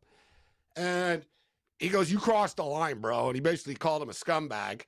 And thing with Ryan Clark is, if you notice, every month or every couple of weeks, he's in one of these very personal type of feuds with people. It's bro, you're a football player in the Pittsburgh Steelers. Talk about football. You know what I mean? Everybody wants to get hits for their podcast now and stuff, but cross the line there. Is Mo Khan's Mike? We were just getting Mo. We're still working on Mo here, but yeah, Cam, that's the podcast world right now. Ridiculous. You keep people's families out of it and stuff like that. You want to attack RG3. A lot of people attack RG3, right? They do. A lot of people, in football, they mock him now. Former ESPN people, nobody liked you at ESPN when you worked here. That's why you got fired. So it's RG3 versus the world, but that's a line too far that Buddy went. I agree. And his wife didn't ask to get involved in that conversation. Just because the guy married a white woman, what's that got to do with the WNBA? That's the whole thing, Morency. You got to use your head when you're having these conversations. And innocent people say, yeah, clickbait, this and that. That's just personally wrong, by the way, too. And that's the whole thing about our world now. People come out from these angles. It's look at the big picture. The girl had nothing to do with this stuff. It's an argument between two men, and you're bringing up a guy's white wife to make a point. It's ridiculous. And also, every freaking time that these two teams played, we have to get into some sort of race debate and stuff. It's just a WNBA game. It is what it is. Do they like each other? No. They don't like each other. It is what it is. They're never going to like each other. You know, maybe when they're retired and whatever it is. It's actually good for the league, right? But the only thing is, because it sells the league, people like the heat and stuff like that. But, a good way of putting it, it's like wrestling. Basically, it's like the same main event of WrestleMania 3 years in a row or something. It's like, we get it. Like, they don't like each other. They're never going to like each other. But we don't have to turn it into like the, Frazier and Ali every time these two teams play against each other. But Caitlin Clark, she's very polarizing, right? You know what I mean? Like, she's, it bothers other girls in the NBA how popular she is. But the thing is, she is that popular. Like, you can't dispute it. Like, you know what I mean? So it can bother them all they want. But the fact of the matter is, like, she sells out arenas. She gets big ratings on TV. And, oh, yeah, she's going to win basketball games now. They're only into year 2. And anybody that watched the game on Saturday could see the Indiana Fever are much better this year. Like, they got good. They made the playoffs last year. They got good as the second half of the season. If you guys remember last year, Caitlin struggled a little bit over the first month of the season. Then they started to get dialed in. They went on a deep run late in the season. And good job, guys. Yeah, their win total, 30.5. Last year, their win total was like 21.5. Right? So, they're sort of put in context here, they don't play that many games in the WNBA either. So to win 30 and 31 games, like they're projected, they have one of the highest win totals in the league already. I think they could actually win the championship. Like, maybe not this year. Maybe.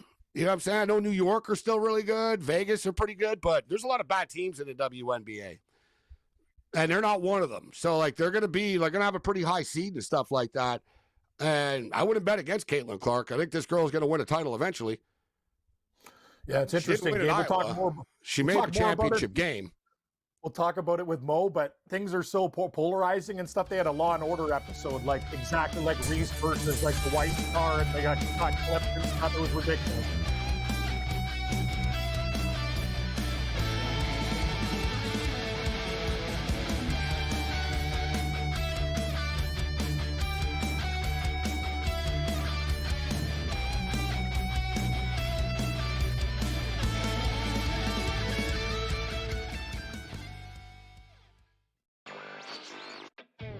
Still underdogs at home, on the road, and all of these games. It's time for people to start understanding it's a legitimate team that has a chance not only to win the series against Cleveland, but also maybe even go all the way to the NBA Finals. I think a lot of the focus has been on why the Cavs have not played particularly well. A lot of that is due to injury, of course, but I think that's taking too much credit away from what the Pacers have done. Newswire. Only on SportsGrid. Malaysia Fawali, who you guys know I am a huge fan, has decided to switch allegiances and stay in league. And now she's going to go play for Kim Mulkey. Her, Flau'jae Johnson in the backcourt. It's going to be interesting to watch. You wonder sometimes with roster construction, maybe too much is not too good. Betting above the rim. Only on SportsGrid. Jason Tatum underwent surgery to repair a torn right Achilles tendon. That is obviously a season-ending injury, and that's long rehab. You're talking That's a year. That's a year. I don't wish that on anybody. I don't. I hate that Achilles, knees and ankles. I don't like talking about them. I've said it a million times. But screw the Celtics. Pharrell, coast to coast. Only on SportsGrid. Two guys that can do it all. Too much electricity this morning. This is a good time. We're having a lot of fun. I had to do a triple take. Ka-ching! Why? Because of parity. I didn't mean to offend. Yeah, it's not going to happen. Load management is a dirty word. Let him rip. You know what? Circumstances provide the results. What? How do you do this one? Oh, Donnie, you've got such a good show there. A network that is booming. The Early Line. Only on SportsGrid.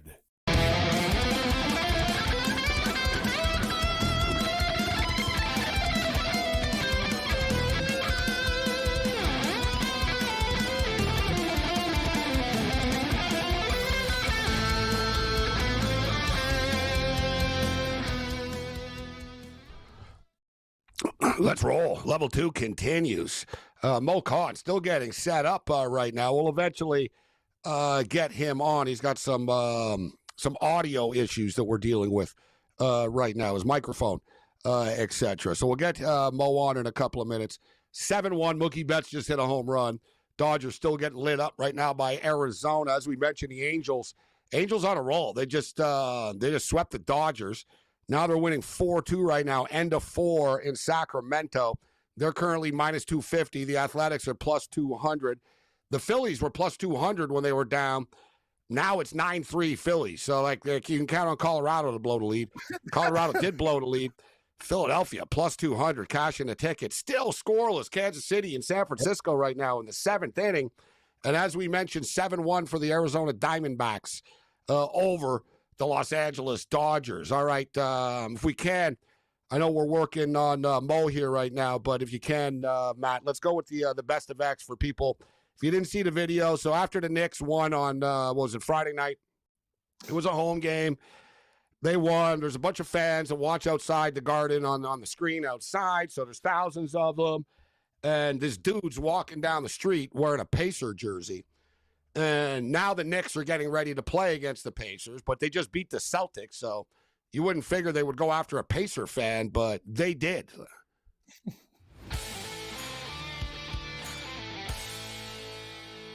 Oh, nah.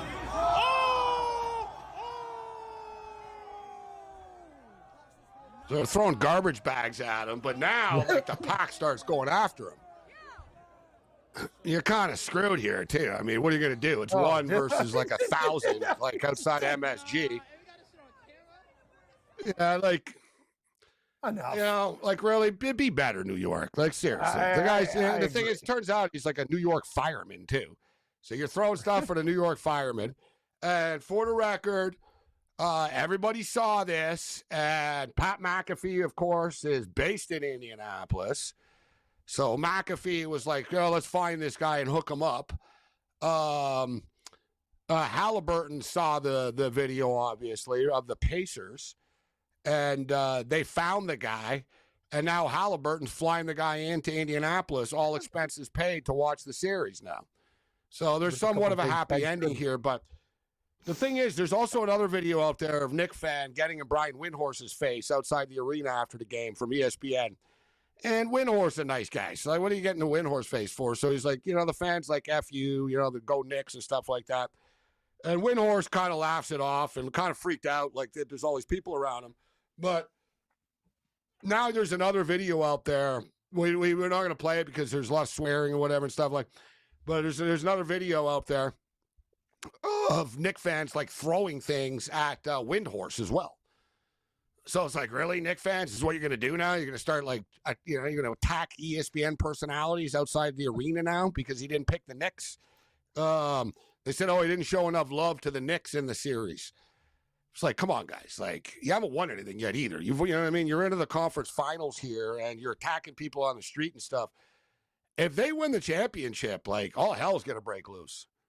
There hasn't been, like, you know what I mean? I guess the Yankees won. They were kind of used to the Yankees winning, but the Knicks are different than the Yankees in New York.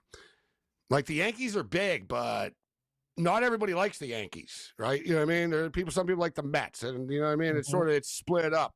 The Yankees are bigger, but they don't. It's not the same. Yeah. Same with the Rangers, right? Like you don't the have Giants the Brooklyn and Jets. Nets. It's split. Hey, everybody! It's Knicks. Like 90. How much percent Knicks versus? Yeah, the Knicks like, is the only team really that unites people in that city. Exactly. Because you have the Rangers and Islanders and the Devils. The Rangers are the biggest team, but it's split. And there's fans of other teams, etc. Football, you have the Jets and the Giants. It's split. Baseball, Mets and Yankees. And the Mets are pretty popular. They don't kid yourself. They're big. So it's split. The Knicks, though, are the one sort of team. It's sort of like the Dodgers and Lakers in L.A. Even though the Clippers are there, like the Dodgers are sort of the one team that unites L.A. more than like any other, like all races like them type of deal. You know what I mean? It's like everyone likes the Dodgers. Not everybody likes the L.A. Kings. Not everybody likes, the LA Rams or the LA Chargers, etc. But everybody likes the Dodgers. That's sort of what the Knicks are in New York. Like, it's all hell's going to break loose. And I kind of, I like this Pacer team a lot, but I kind of get the feeling. I mean, the Knicks are damn good, man. It could be the Knicks could. It almost feels like the Knicks are going to the finals. Actually. Yeah, that's the kind of feel that I get.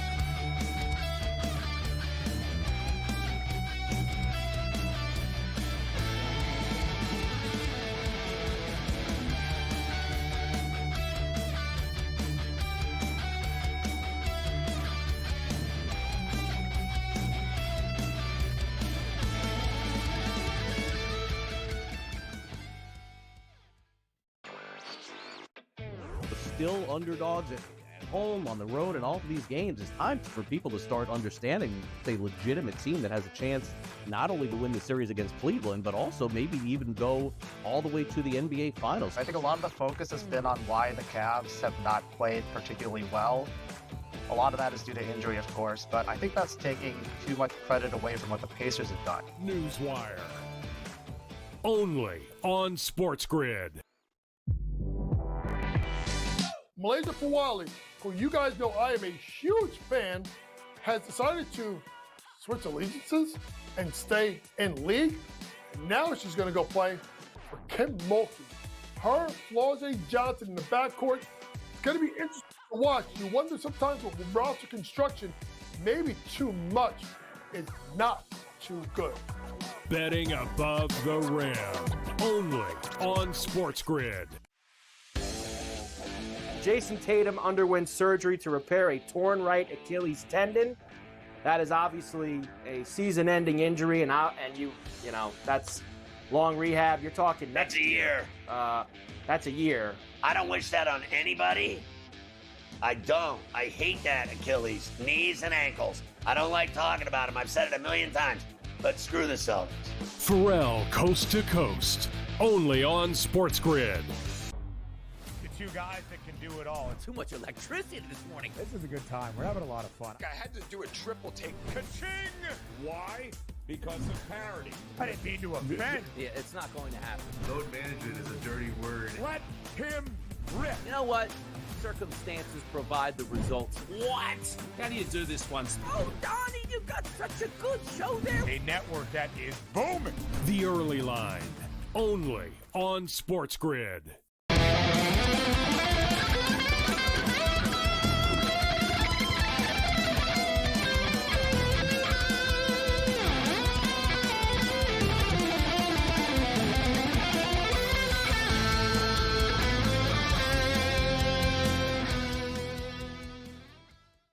The Monday Night Meltdown continues, as does the LA Dodger meltdown. 7-1 for the D-backs, top of the fifth inning right now. Mookie Betts has hit a solo shot.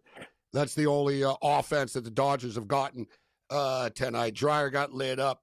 Angels are up 4-2 on the Athletics right now. We're in the top of the fifth inning. The Royals and Giants still scoreless, man. It is first run wins basically here. 0-0. We're in the top of the eighth inning right now. The in-game total is down to 1.5, and I'm about to lose two baseball bets here. I'm losing the Athletics and I'm losing the Dodgers, so I'm not really. I know what you're thinking. I know what you're thinking. 1.5 is light though, because this game, whatever. Someone could hit a 2-run home run, but also it could go to extra innings, and you got the ghost runner and stuff.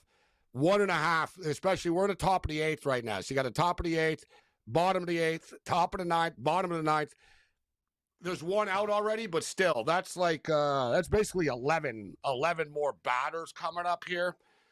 I'm going to bet over 1.5 here right now. I'd lean that way. I hope it goes. You better hope that though Kansas City gets a run there too, Gabe, because it goes to the bottom of the ninth. Giants score 1-0 final unless it's a bomb, right? So everything's got to stay in the park. But yeah, the Royals they got out of a jam last inning too, but crazy game. 0-0. This Dodger game too. We're only in the fifth inning and we're getting a total of 14.5.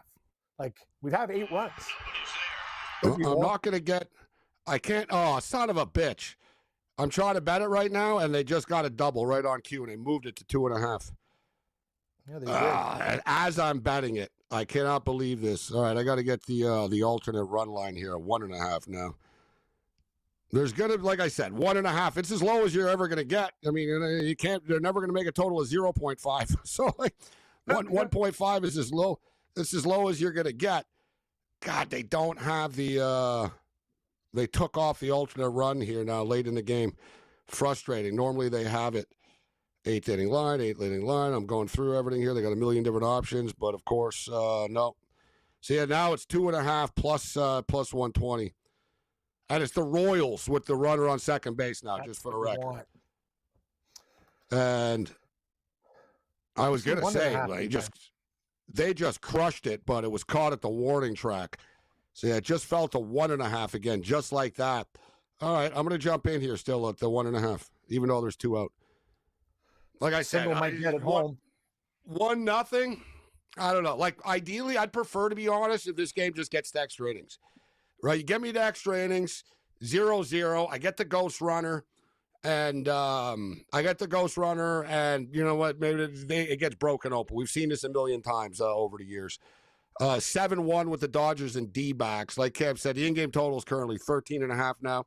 Minus 110 to the over, minus 120 to the under. Earlier in the day today, Canada lost for the first time in the World Hockey Championships to Finland. It was one of those games, like, it is what it is. They outshot them 38-21, but Saros can be good or Saros can be bad, and it was the good Saros today. So Saros stood on his freaking head today for the Finns against Canada, and Canada lost in the shootout. Nate McKinnon and Sidney Crosby both got stopped. Not great attempts by them, really. Like, it wasn't a great shootout, and Finland were good at the shootout. They scored a really nice goal. Fantilli made a beautiful move. He needed to score on the shootout. He went last, and he needs to score to tie the game, and he had the goal he beat. He came flying in. It was a nice move to his backhand, but he missed the open net. Like, on his backhand. He fired it high, and I thought it was in at first. I think he thought it was in, but it wasn't at first. You know, it was one of those, is it in? And even Gordon Miller thought it was in at first for a second. Oh, he was like, oh, it went over the net. Like, it was fast, but Finland ends up winning today. Finland has been good, and we've been talking about this. Remember, even in the juniors and stuff, they almost beat the USA, and there's this country that keep on grinding. They're always like, we always used to say, hey, Finland, number 3. But now these guys are just kind of like, they're embracing this role. Every game against good teams is close. They're very tough. Hard to deal with. You're right. The good Saros came up today, but got to give the Finns a lot of credit, man. This is a nation right now that they're not backing down from anybody. Got to be very impressed with Finland hockey. Well, Finns play their system.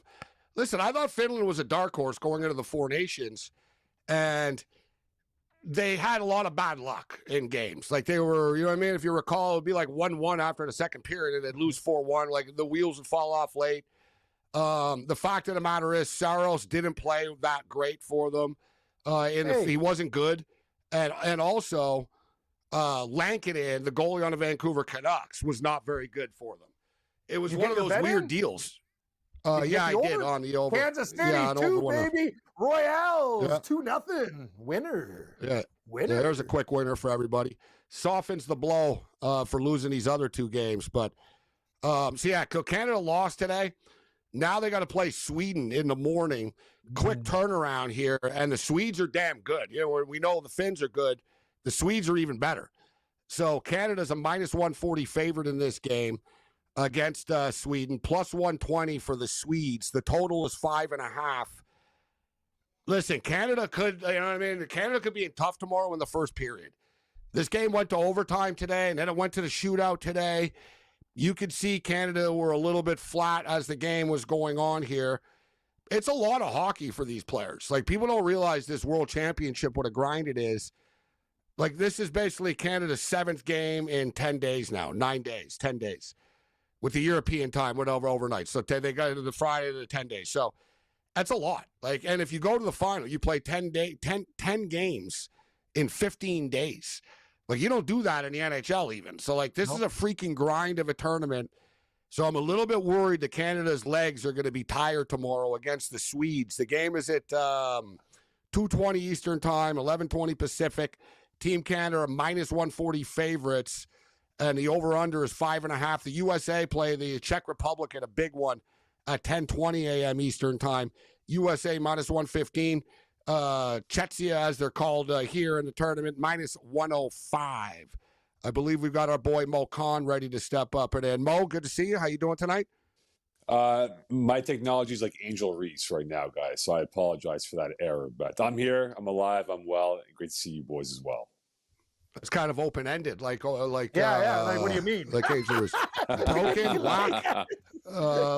It's you know what, my laptop that I use is, I'll give you a better example. It's reminiscent of what the Leafs were in games 5 and game 7. That's what it is. That's fair. Laptop. Yeah.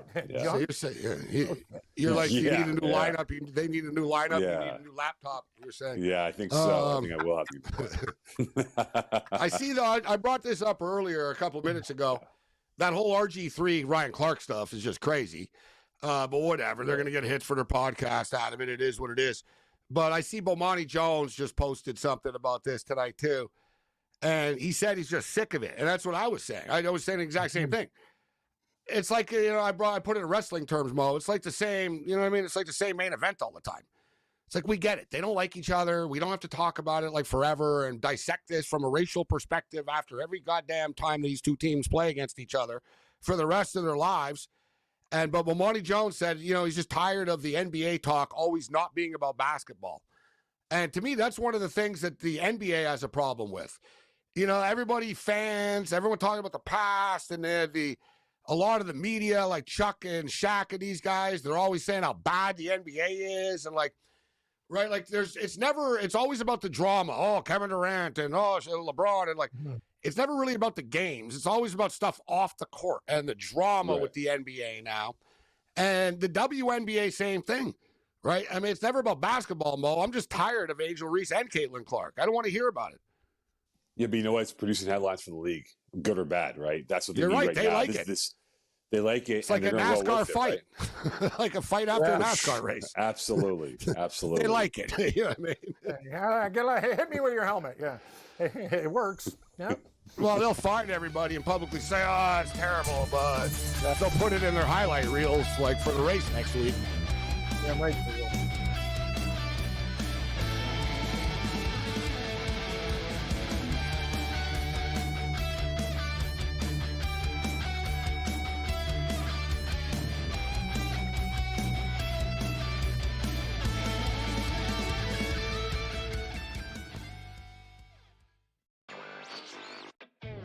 Still underdogs at home, on the road, and all of these games. It's time for people to start understanding it's a legitimate team that has a chance not only to win the series against Cleveland, but also maybe even go all the way to the NBA Finals. I think a lot of the focus has been on why the Cavs have not played particularly well. A lot of that is due to injury, of course, but I think that's taking too much credit away from what the Pacers have done. Newswire. Only on SportsGrid. Malaysia Fawali, who you guys know I am a huge fan, has decided to switch allegiances and stay in league. And now she's going to go play for Kim Mulkey. Her, Flau'jae Johnson in the backcourt. It's going to be interesting to watch. You wonder sometimes with roster construction, maybe too much is not too good. Betting above the rim. Only on SportsGrid. Jason Tatum underwent surgery to repair a torn right Achilles tendon. That is obviously a season-ending injury, and that's long rehab. You're talking That's a year. That's a year. I don't wish that on anybody. I don't. I hate that Achilles, knees and ankles. I don't like talking about them. I've said it a million times. But screw the Celtics. Pharrell Coast to Coast. Only on SportsGrid. Two guys that can do it all. Too much electricity this morning. This is a good time. We're having a lot of fun. I had to do a triple take. Ka-ching! Why? Because of parity. I didn't mean to offend. Yeah, it's not going to happen. Load management is a dirty word. Let him rip. You know what? Circumstances provide the results. What? How do you do this one? Oh, Donnie, you got such a good show there. A network that is booming. The Early Line. Only on SportsGrid.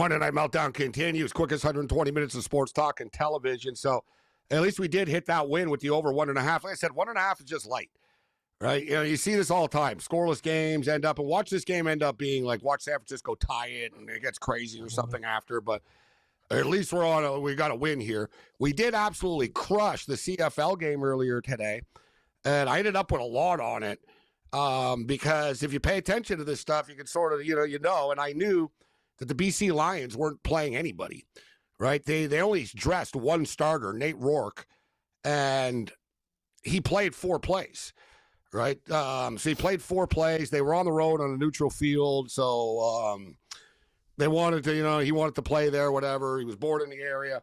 So they threw him the bone. He started the game. They took him out of the game. Then Masoli came in. They scored a touchdown, and after they really didn't do much. So we hit the ticket with the Calgary Stampeders and the under in the football game. Nice to have the CFL back, and we'll go over a couple of quick CFL win totals in a second. I actually like quite a few of them this year, but I see a quote here we were talking about the Leafs and Brad Marchand and everybody sort of, saying back off the Leafs. It's interesting to see him say last night after, when you win a cup, when you play in some of the games this team did last year, these are not high-pressure games. When you're playing for an actual cup and you give up a 3-game lead, then you go into Game 7, that's a high-pressure game. So he goes on to talk about the Leafs. So actually, when you look at the pressure that Toronto faces, everyone talking about this and that, the 20 and 30-year buildup, I don't even know what it is, but you see the fans and the way they talk. They beat the pressure into this team. It's tough on those guys to walk in the rink every day and not feel that because you see the way the fans treat them at the end. How do you not feel that every single day? When you go through big games, you realize what's actually a big game and what is actually just a big moment. I think that's all true, but at the same point in time, the Leaf players have to toughen up and have to live with that pressure. It just is what it is. I mean, the New York Yankee players feel pressure, Mo, right? The LA Laker players feel pressure. The Dodger players feel pressure. You play in a big market and you play for one of these historic teams, you're going to feel pressure. You've got to be able to respond to the pressure, but I do agree. Kevin Bieksa last night after the game said something I thought was interesting too. There were, everyone else on the panel was basically like very somber and, they failed again type of deal. And he basically kind of defended them too and said, listen, they just lost. And he said they won a division for the first time in forever. They just took the defending Stanley Cup champions to 7 games in the second round. He goes, I don't see it as this mass failure that everybody does. And he goes, you guys, and he kind of said the same thing Marchand is saying. He said, you guys in the media and everyone in Toronto sort of have this expectation that you're supposed to win. And he said, I don't know why you think that, right? He said, there's 31 other teams in the league. You're good, but okay. But he goes, you're not like, you know what I mean? He goes, the Leafs aren't like supposed to win the cup like every year. It's just people sort of build that into them.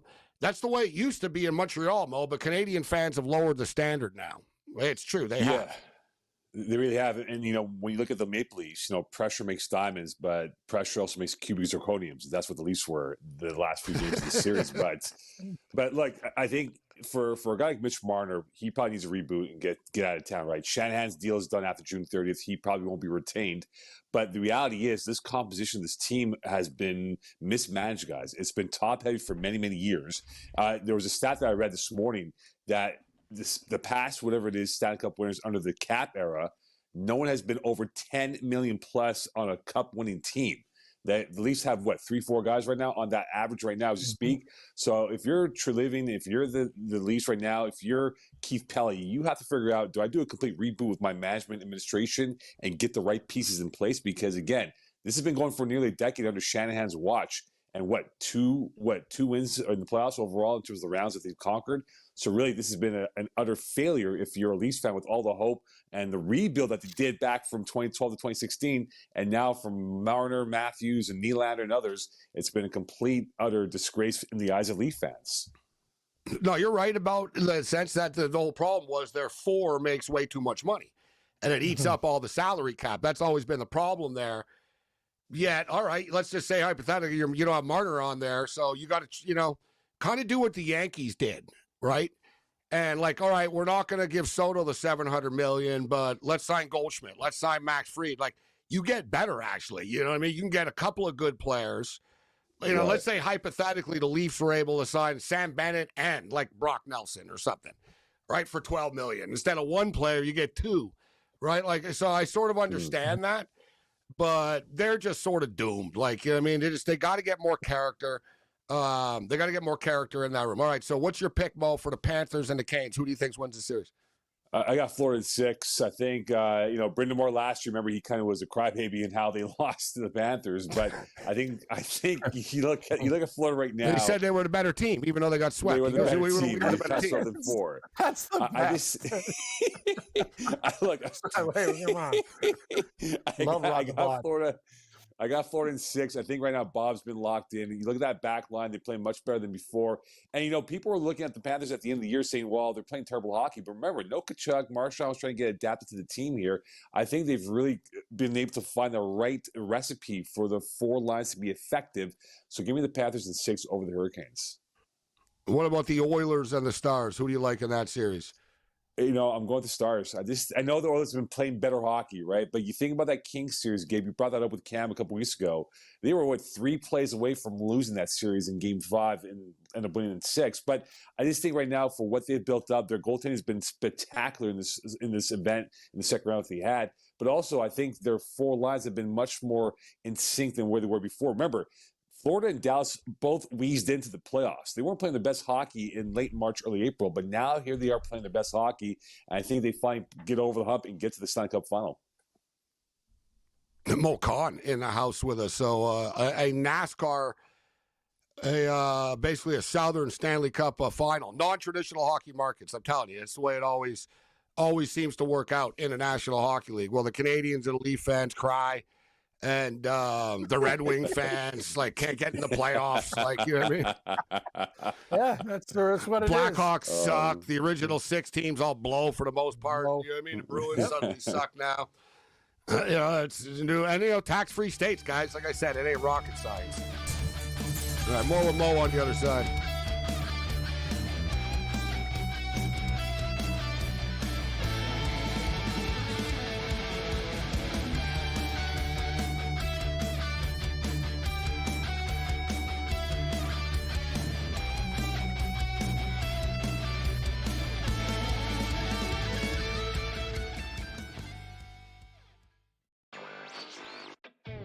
Still underdogs at home, on the road, and all of these games. It's time for people to start understanding it's a legitimate team that has a chance not only to win the series against Cleveland, but also maybe even go all the way to the NBA Finals. I think a lot of the focus has been on why the Cavs have not played particularly well.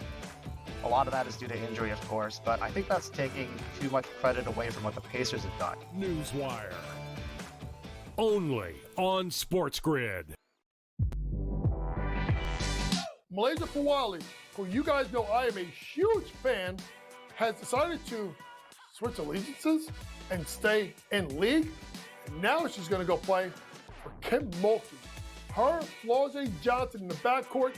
It's going to be interesting to watch. You wonder sometimes with roster construction, maybe too much is not too good. Betting above the rim. Only on SportsGrid. Jason Tatum underwent surgery to repair a torn right Achilles tendon. That is obviously a season-ending injury, and that's long rehab. You're talking that's a year. That's a year. I don't wish that on anybody. I don't. I hate that Achilles, knees and ankles. I don't like talking about them. I've said it a million times. But screw the Celtics. Pharrell, coast to coast. Only on SportsGrid. Two guys that can do it all. Too much electricity this morning. This is a good time. We're having a lot of fun. I had to do a triple take. Ka-ching! Why? Because of parity. I didn't mean to offend. Yeah, it's not going to happen. Load management is a dirty word. Let him rip. You know what? Circumstances provide the results. What? How do you do this one? Oh, Donnie, you got such a good show there. A network that is booming. The Early Line. Only on SportsGrid.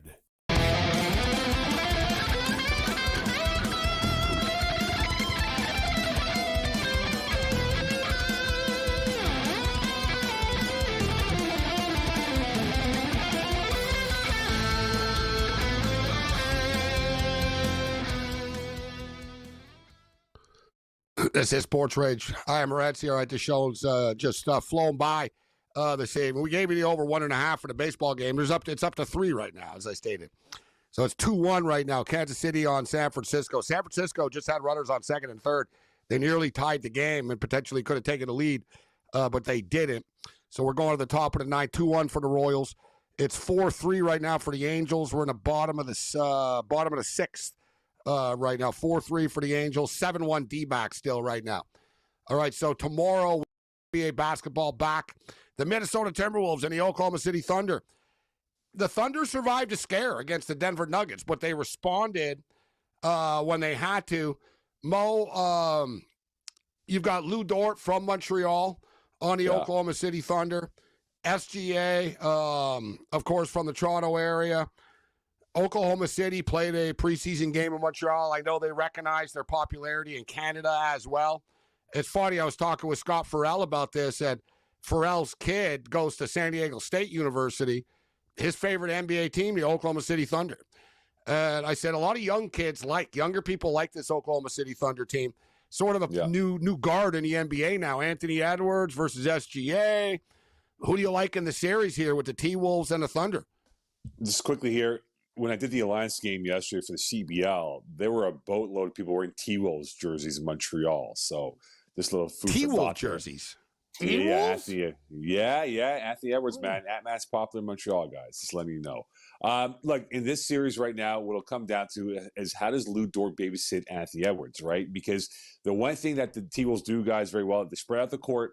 Three-point shot has been their key and why they've had this deep run in the playoffs right now. And also the rest factor. They've been much more rested than were the OKC Thunder were through the 7-game gruel that they went through with the Nuggets. So I just think this game might be a write-off for the Thunder, and T-Wolves win this rather easily. But I just think in the context of the game, 3-point shooting for the T-Wolves, and Lou Dort will have to be a key factor for the Thunder if they're going to try to contain Atman in the 7-game series. Is this Ohtani that just hit a home run? It could be a positive out of losing this game because I do have Ohtani season prop home run to the over, so we'll take it. Yeah, Ohtani just hit his 17th home run of the season. We'll take it. His prop was 43.5 on the season, so he's up to 17 right now. 7-2 baseball game, bottom of 6. That's the benefit, at least, of betting these props. You know, they're losing 7-2, but I can say at least I'm a step closer to winning the Ohtani bet. All right, so Who's going to win the series, Mo? Minnesota or Oklahoma City? I got T-Wolves in 6. T-Wolves in 6. Cam, what's your prediction? T-Wolves or Thunder? I like T-Wolves in 7. I'm going to jump on the Oklahoma City Thunder bandwagon. I'm going to say the Thunder in 7. I guess it'll be a battle. It'll probably, the home court and stuff like that. I think Oklahoma City have enough I think Minnesota are going to hit a wall offensively. I think Oklahoma City's youth will be enough to get through here. Hell of a series, though. Pacers and Knicks, Mo. Who's your prediction in this series? Who do you like? I got Pacers in 7. I think Haliburton will be the key factor, obviously, because he's been a Knick killer in years past. But I just think right now, given that the Pacers look like a team with a chip on the shoulder, everyone's picking the Knicks, guys. That's been the darling, sweetheart team so far in the playoffs here. But I just think that Rick Carlisle can outfox Tom Thibodeau and the X's and O's coming to this series. I saw Paul Pierce talking, a clip of Paul Pierce talking about this series, and him and Kevin Garnett. And they were liking the Pacers, and they were talking about how they just like the Pacers' toughness, and the Knicks are tough as hell, too. So I thought it was strange they were talking about the Pacers' toughness. But something that Pierce said is true. No one ever really brings up. He just said, the Pacers are very unpredictable on offense. He said, you don't really know what they're going to do. And it's true. Like, you know what I mean? Like, they don't run the same plays all the time. Like, they'll take it to the paint. They'll hit a 3. Like, there's another home run for the Dodgers. Maybe they can come back. So 7. Mookie Betts hits a home run now. His second home run of the game. Mookie Betts. So Mookie Betts now has 8 home runs on the season. He was injured for a little while. 7-3 baseball game right now. We're in the 6th inning. All right, so time just flew by here. We'll get into the Knicks and the Pacers series more tomorrow.